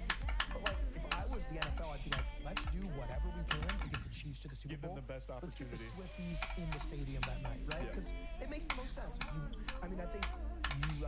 probably seen that, like, Travis Kelce's jerseys have sold, like, 1,000% of what it was a year ago. Like, it makes sense for them. Like, they're trying to make money. I get it. But I don't think they script games. I mean, I definitely think, like you said, like, there's a lot of gray area. Some refs are corrupt, some aren't. But, you know, that's just life. But I'd say my biggest hot take is probably, I don't believe in the moon landing. Okay, give me a question. Like, I do believe in ghosts because I believe in people. I haven't had a ghost experience. But give me a question of, like, what's something you think I could be, like, 50-50? It's hard to think, bro. Yeah, that's a tough one on the spot. I actually use Grammarly all the time to help me write emails to my team. They have pro features too, like sidebars. This allows me to highlight a section of my writing. This last bit behind on the second writing. Shut up. Take your time, man. Oh, fuck it. I'm Elon Musk. Are you an Elon Musk stan? Dude. Okay, so with a lot of the shit Elon Musk did, like, the one thing I always riff about Elon Musk is, like, when he went on, like, he took over Twitter, and apparently, like, he did a horrible job on Twitter from what I've heard from a lot of people, but whatever. The one thing I liked that Elon Musk did was he did unban, like, a lot of people. Like, he unbanned Andrew Tate, and I'm not saying I fucking love Andrew Tate. I'm not saying that at all, but I do love the idea of, like, anyone should be able to right? I think if you're an idiot or a genius, anyone should be given the freedom to just right? Unless it gets to the point to where, like, it might be dangerous, right? To where, like, people are in danger. But when he started, like, unbanning people, I fucked with that a lot. Yeah, so you're against censorship then? I'm against censorship completely. I think anyone should be able to do whatever they want. I'm not, I'm not saying I'm going to spark up the Twitch stream tonight and pull out my dick. I'm not saying that. That's dangerous. There's nothing good that comes from that. But if there's a guy that a lot of people like hearing and a lot of people resonate with what he's saying, let him go. You know what I'm saying? That's what I think. But, like, what do you think of Elon Musk? So I don't really like Elon Musk. There's a couple things he's done that I do like. He actually did make a real effort against, like, all of the... this might get you demonetized, you might want to censor, but, like, all the that used to, like, infest Twitter. I know there's, like, a ton of open pedophiles on there, and from what I understand, he actually made, like, a lot of improvements to get rid of that. So that's good. I also am against censorship, so I appreciate... You like the unbanning? I'm gonna give myself like 5-10 more minutes. Jesus Christ. Yeah, he unbanned an account that literally did that. So, like, there is, within reason, like you said, there's certain things that you shouldn't be able to do. There's certain things that are dangerous. Yeah, exactly. And the other thing I like is that he did, like, he took out a lot of bloat at Twitter. They have, like, way too many employees for what they actually do, and I think that's a huge problem in the tech space and why we're seeing so much of this happening all at once, where everyone's getting laid off. I think that sucks for everybody. Like, everyone overhired during COVID. All of these tech industries, they just took in so many people. Like, Twitch is laying off all their staff. Everyone's doing that now. And I hate to see that, but I mean, that's a mistake they shouldn't have ever made in the first place. And now those people are in a much worse position for it. So Elon Musk doing that first, so that way those people could find other jobs, I think is probably the right call. So that way they can start working towards a longer career in, like, an actual stable environment. But outside of that, I just think he's fucking cringe. I think Elon Musk is, like, an embarrassing person to read things from. When he speaks, it makes me nauseous. Like, he is so, like, unlikable as a person. I just do not really... Yeah, I get what you're saying. It's not that you, like, hate Elon Musk. You're just saying, like, you can't vibe with him. He's just cringy. Yeah. I don't know, like, his memes suck. The way he speaks is awful. Like, I don't know. He's the kind of guy that I would imagine deserves to be bullied. You know what I mean? Like, he deserves, like, a couple wedgies, like a swirly or two. I mean, I think he's... I mean, I get what you're saying. He does do some, like, really awkward, cringy shit. The coolest thing I thought he did was, like, he went on, like, the Joe Rogan podcast and he was just smoking weed. I'm like, this is fucking cool. Yeah, and then he, like, went home and he immediately tanked Tesla's stock price. Yeah. Because he's just a fucking meme lord guy, Bro, like, in the cringiest way. Have you ever taken, like, an IQ test or anything? No, Dude, I feel like your IQ would be, like, pretty high. No, I don't think so, not at all. I mean, you're humble, but, bro, I mean, just hearing the way you describe things is... Bro, that's why people fucking love your videos. My favorite part about your videos is when you give the 25-second intro of, like, what shit am I about to watch? And, like, you give the quick rundown, and it's like this funniest. I love doing the stupid intros. I got another one. Kick. What do you think about Kick? That's a great question. Yeah. So I think this. I've thought about this so much. First off, I love that question. Second, I think Kick was the best thing for Twitch ever because before Kick, and like. I was just scared there was going to be an ad there. That's all. That's the only reason I died. I was so scared an ad would appear and just put me off. Is going to load up Rumble and watch a stream. Besides the point, I think Kick was the best possible thing for Twitch because before Kick, Twitch could kind of do whatever and there was no competition, right? Because Twitch could kind of just like, they could enforce rules. And I remember you did a video on it. I actually reacted to your video on it on stream. This was like 6-7 months ago. But, or no, like 4 or 5 months ago. You were talking about how like basically Twitch was implementing, it was the dumbest thing ever. They rolled it back like the next day. They were going to start taking cuts of ad revenue and sponsorships. And you had a great take. You were like, a lot of streamers, like, and it's true, like sponsorships is like a majority of their revenue. Like, and they wanted to take a cut of it. They wanted to like make it a certain size.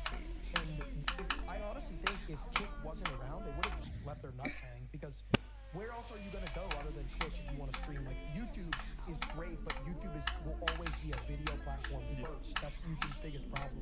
Twitch is, if you want to watch live streams, you go to Twitch. So, like, I don't personally think I would ever go to Kick because I just don't have any desire to.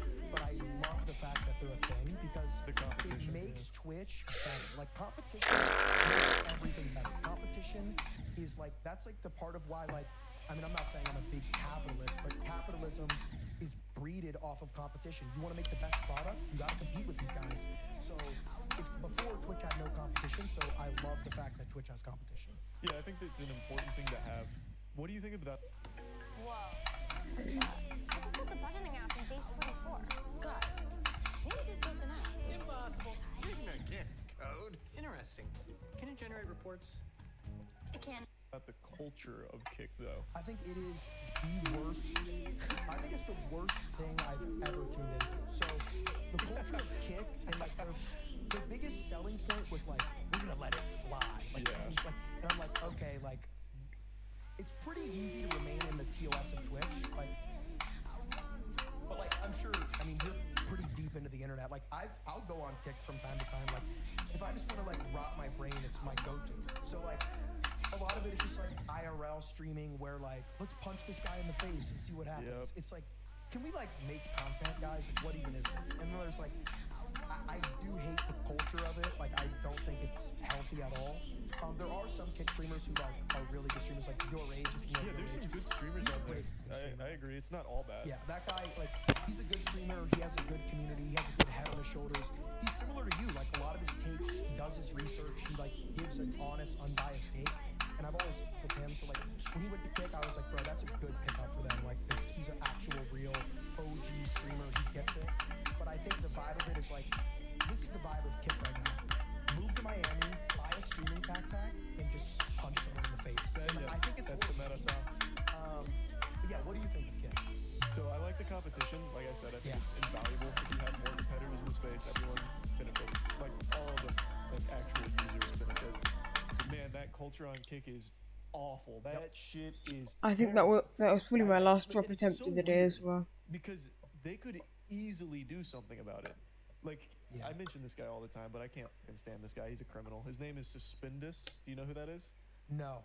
So this guy, he's just an actual surge on society. I think this guy's a fucking menace. And he's a Kick streamer, and he has done all types of repulsive things. So he literally has broken the law on Kick. Oh my God. He's a prostitute on stream with a kid in the room, and they still did not ban him. Dude, I saw that clip. I didn't know it was him. Yeah, that's him. Oh They my will not God. ban him. He is still a partnered streamer on Kick and still has like a pretty high sub count on their platform. I don't get it. Fucking crimes are being committed on their platform and they do nothing about it. It's a joke. Yeah. I don't know how they get away with it. I feel like at that point you're just kind of complicit because they know what happens. They know what's going on and they just let it fly. I think that is the main reason why Kick has never done anything and probably won't if they keep letting it happen. Yeah, dude. I mean, bro, because like at the end of the day, I think Kick's angle when competing with Twitch is like they're like, we're just gonna let it fly. If you want to see like uncut, raw, that's great. But but we have to have a line. There's got to be something. Crime, like, come on, that should be. That's a no-brainer. Yeah. And like, I feel like you're kind of at the same mindset with me, but I couldn't ever see you streaming. Like, even when I think you said like you were originally gonna start multi-streaming, I knew you were gonna do Twitch and YouTube. I knew you were not gonna be streaming on Kick. Like, you have no point to. You're not gonna ride around Miami fucking like.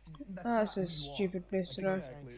Yeah, but no, I mean, no, bro, I could talk about this for fucking hours. Because it's an interesting topic. It's like the first major player we've seen outside of Twitch and YouTube, and they are just letting themselves fucking flounder by being this cesspool, like this fucking septic tank of streams. And I feel bad for people like your age on there. Yeah. He gets lumped into that as well, just by proxy. Dude, and that guy's like as solid as it gets. Like, that guy's a good creator. Like, you know what I'm saying? And like, he's just rubbing elbows with like IRL streaming, which is basically just crime. Like, and Rage is just a good ass dude. Like, no, yeah, I love that take, to be honest. Cause at first, like, I thought Kick was interesting because, you know, obviously they signed like Aiden, XQC, Bruce, Rage, like all in the span of a couple months. So I'm like, bro, like maybe it'll like go down that route. But then it just went down like IRL streaming route of like just the worst thing. Like, literally. Goddamn shame, really. I feel like it's pretty obvious, but any crime, illegal activity, let's not do that. I mean, like, even like fist fights, I feel like, why are we even streaming this? Exactly. Like, fights are cool, I get it, but like every stream ending in a fight, like it's no longer fun or cool or interesting. It's just kind of sad. Yeah. No, it's literally I think Kick's best play would be to fix that shit and like create their own kind of culture. Because right now they have a culture, but it's just like we kind of said. It's like the worst one you can have. Twitch like has always had a culture of just like gaming, esports. Obviously there's like the just chatting. Like Kai does a great job of just chatting. Like there's a lot of people who utilize Discord really well on Twitch, but I think Kick just kind of needs to find a culture to keep it different from Twitch. Because another thing they brought up and like it was their main selling point was like, oh, we have a 95.5 sub split stream on Kick. It's like, okay, you guys don't have Twitch Prime subs. You guys also don't have fucking ad revenue. How are you gonna get ad revenue if there's why there again? Fucking prostitutes on your platform. Who is if I'm the CEO of Nike, the last company I'm giving ads to is Kick. So we need to clean that shit up, and then once they clean that up, they'll become like, because they have users, there's not a problem there. Clean up your fucking site, and then you can get advertisers. Then you're gonna be more inclined to land bigger streamers who don't just want a 95.5 sub split. They want ad revenue, right? Yeah. I mean, that's a big part of most streamers' revenue is ad revenue. You know what I mean? Absolutely. Like, I mean, that's the first thing is clean up your site, be able to have ads, and yeah, like develop a culture outside of just people walking around Miami fucking starting problems. You know what I'm saying? Yeah, it's just a bad look. Yeah. What are these stupid lag spikes all the time? Yeah, you're passionate about that. That was like the most passion I've gotten, I think, because I think about it all the time. But yeah, no, I mean they have a lot of potential, and I want nothing more for them to succeed. I don't give a fuck, like, because if Kick succeeds, it helps everything else. That means Twitch needs to do a better job. Like, and I don't know. It sounds like their CEO, like Eddie, it sounds like he wants to see it succeed. But yeah, I don't know how involved he is with like the bands and shit like that. Probably he's busy. Yeah, it's probably just too much to manage at that level. What do you think about the direction Twitch is going now? So, dude, I thought, I fucking love your questions. Honestly, you just interviewed me. Dude, I thought Twitch was heading in the worst direction ever, like a couple years ago. I don't know if you remember, but like the 50-50 sub split, when they announced that, everybody, like all creators, I was like, holy dude, like 50% of like my subs, bro, that's fucking insane. And then I thought back on it, I was like, okay, that's really horrible. And then, like with Kick, I think Twitch has started to go down a better direction. Then it got horrible again with like the art category. I'm sure you've covered that. Where like I'm loading up like anime porn, and like there's literal like 14-year-olds on this site. They cleaned that up like overnight. Yeah, they cleaned that up overnight. So props there, but why did that even need to be cleaned up? That should have never even been included. We're not gonna do like art. And then they allowed twerking, which I think is great because Fun fact, my only Twitch suspension ever was when I was twerking. Really? Wait, you've been suspended? Dude, I got a 72-hour suspension for twerking, and I was fucking heated because I ended up like ranting about it when I got back. But bro, back at that time, there was people in like hot tub streams with their like titties out, which is great. I'm all for watching a hot tub stream. I'm pretty sure I have some watch time in there. But besides, I don't think I should get banned for twerking. You know what I'm saying? Yeah, wait. I've never been suspended on Twitch. I'm shocked you have. I'm not surprised. Twerking, what's been going in hog? Let me see it. Yeah, let me get the clip actually. No, like twerk right now. Oh, no. Bust that shit out right here on the podcast. Dude, no, but I was fuming, bro. I was like, because it was a crazy clip. Like my ass was right in the camera, but I was loading up hot tub streams, and I'm like, all right, well, how is that allowed in this system? But I think another thing they've done recently is like they were talking about it, but like context. What's that? Working across teams. No, what is that noise? You handle it. Why are you so slam my door open? And assign work to keep everything on I've track. got 3 more That's how minutes. work gets handled. Visit us at asana.com. Come on, what's that? I need best. Get out. Twitch's biggest thing they've gotten into like hot water over is like. No, I'm gonna wait until I get back then, Al. No, you're not. Yes, I am. You made me die. I'm gonna wait until I get back. They've gotten better about context. Like, we want to see not the clip. We want to see the whole minute leading up to the clip. We want to see 30 seconds after the clip. Like, for example, like a big thing I do on my Twitch is I do like fan mail, and like I have someone who checks the fan mail, but like it's. Mom, like I spent like, he 3 doesn't days know trying to all get of there. the lines of TOS. I told him, but like, so like a lot of the. And it's not 10:30. It's 25 past 10. And I showed it on screen for half a second and throw it away. Yeah, and it was 25 past 10 when I died. Please get out. Get out and give me 5 more minutes, please. What? Right, you've got 5 minutes. Thank you. And that I don't think includes there's any harm in that. Snapchat. No, just get out, please. Okay, because I will be confiscated. I'm gonna wait till I get back. Just get out. I will Get out. I will flip off your laptop, Max. You don't understand how happy I was. I was finally there, and then he slammed my door No, I open. didn't. I knocked it very slightly. Yeah, and I saw it in the corner of my eye. I was talking to Reese, actually. Next time, wait until it's 1/2 and then come in, please. But yeah, but mate, the problem is you're not in bed at 10:30. Get out! I'm Push. trying to finish this. Just get out. Which means I've got until 36 past. Get out. No, right, and if you don't flick it off, I will. Just give Get me a out! Good idea of what the Finally got back to them. So annoyed. in a long time.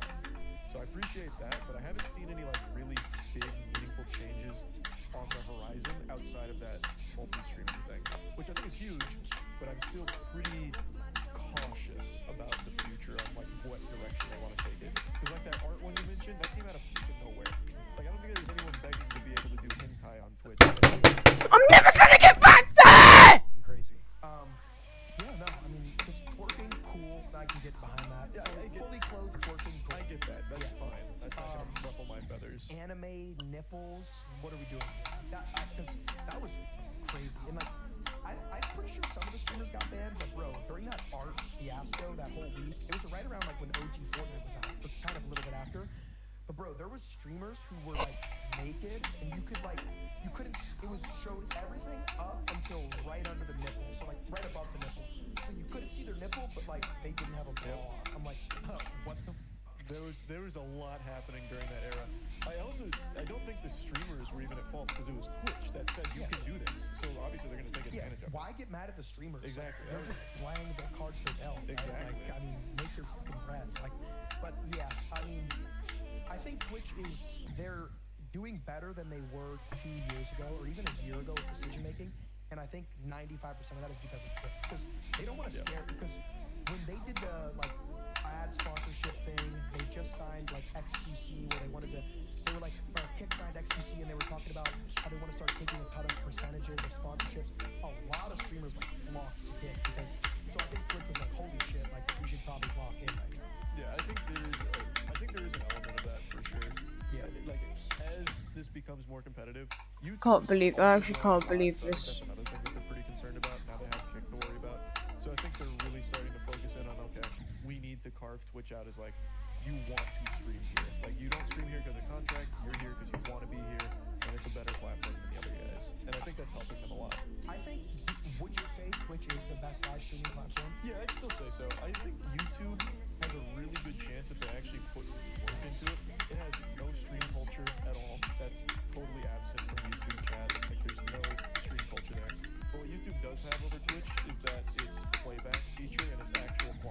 I'm never gonna get back. This is so annoying.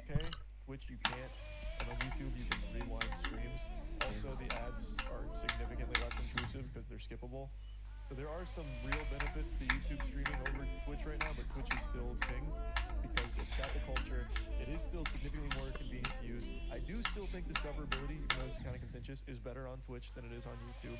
It's such an afterthought on YouTube. But it's getting a lot closer now. Dude, yeah. I mean, because like YouTube, bro, they have like the best VOD system ever. Yeah. Because like I remember like I think you were streaming like the streamer awards and like you were live on YouTube and you were saying something and I'm literally able to just tap twice on my Hurts so much. I finally got to the part that I've been spending 4 days trying to get to. On YouTube, but Twitch just has like a better culture and like you said, the biggest thing for new streamers and like for me, I was literally streaming to 1 viewer, 3 viewers, 5 viewers for like 14 months or whatever it was, is like YouTube you get buried so much. In Twitch you get buried too, but like Twitch, once you get to like that 10, 20, 30 viewer range, it's way easier to catapult because you get into the niche of a game, you get recommended. That's how I started like getting known. Was I didn't even have a TikTok account, I didn't even have a YouTube account. I went from like 40 viewers to like 200 was because I was in like the Rainbow Six Siege niche and I got recommended. Like Twitch is really good at like helping streamers grow, but I think YouTube has the best like VOD system I've ever seen. Absolutely, and I think that's what, like, if YouTube ever figures out discoverability, then it's going to be really interesting. Because right now, most people don't even know how to find a fucking stream on that platform. Why did you come in 5 minutes early? It's going to be really interesting over there at the Twitch HQ. Yeah, no, I mean, I'm all for competition. Like, I love this. I think it's the best thing ever. I mean, I already kind of said that, but I mean, you got any more questions? Let me know. Or, I mean, bro, that was a good ass podcast, I think. Hey, this was a lot of fun, man. Dude. I could rattle off. I can't believe this. 3 days trying to get there. Bro, that was crazy. That was fun, brother. Yeah. I enjoyed that. Bro, thank you so much for like doing it. You're literally the second guest, and like, oh, it's sick. That means a lot. I mean, I'm following Queso, so it's not gonna be as good, but I'm glad to be here anyway. Yeah, you're following like Michael Jordan right now. I know. So you want to start a business? You might think you need a team of people and fancy tech skills, but you don't. You just. Ladies and gentlemen, thank you so much for clicking on this YouTube video and taking time out of your day to watch the Jinxie Sketch podcast. This is episode number 4, guest number 4, Mr. Sketch. Literally all we ask. Look, I'm going broke. Subscribe, turn on the notification bell, and click the like button. Like, I might be homeless soon. Okay, no, but still, subscribe. Let's do that thing.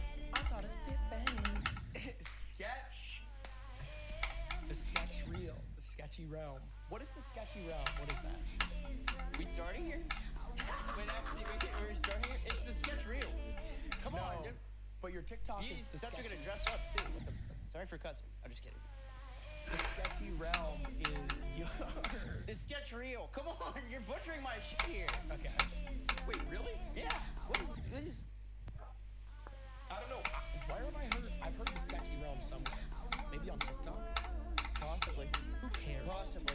Who cares? It's okay. Are you enjoying your stay in Florida right now? It's been awesome.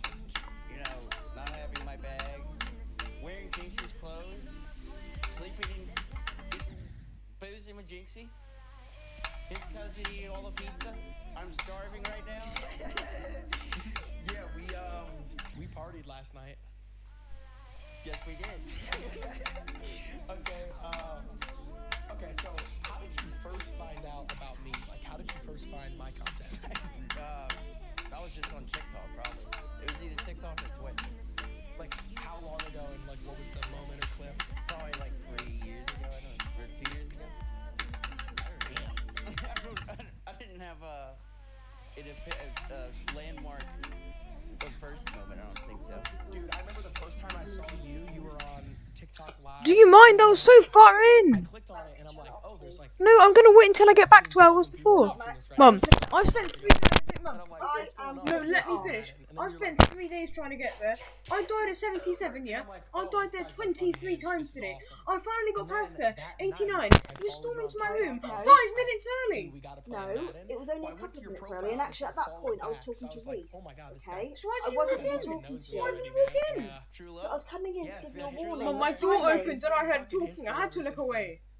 Yeah, well I was It's your talking to fault. Reese. It's Right, your fault. turn it off, please. No, I know. Mum, have Right. you seen how old I am? I can sort out my own bedtime. Right, So get out and I'll do it myself. let me say this, right? So either you stop from now on at 10 o'clock, or you do as you're told, please. History ever since then, bro. Fucking iconic. Turn it off, please. Right, I'm going to give you until the count of 3. I will be flicking it off. No, right, I'm giving you a warning. 3, 2. Get your arm off the screen. Stop always getting your arm. Stop. Really? Yeah. I mean, like, Do not hit me. Get your arm off my screen. Turn the damn thing off then, please. Get out of my room, please. Turn the laptop Get off. out of my room. Listen to me. I said 10 o'clock. No, 10:30, sorry. No, wait, I just got a new followers, man.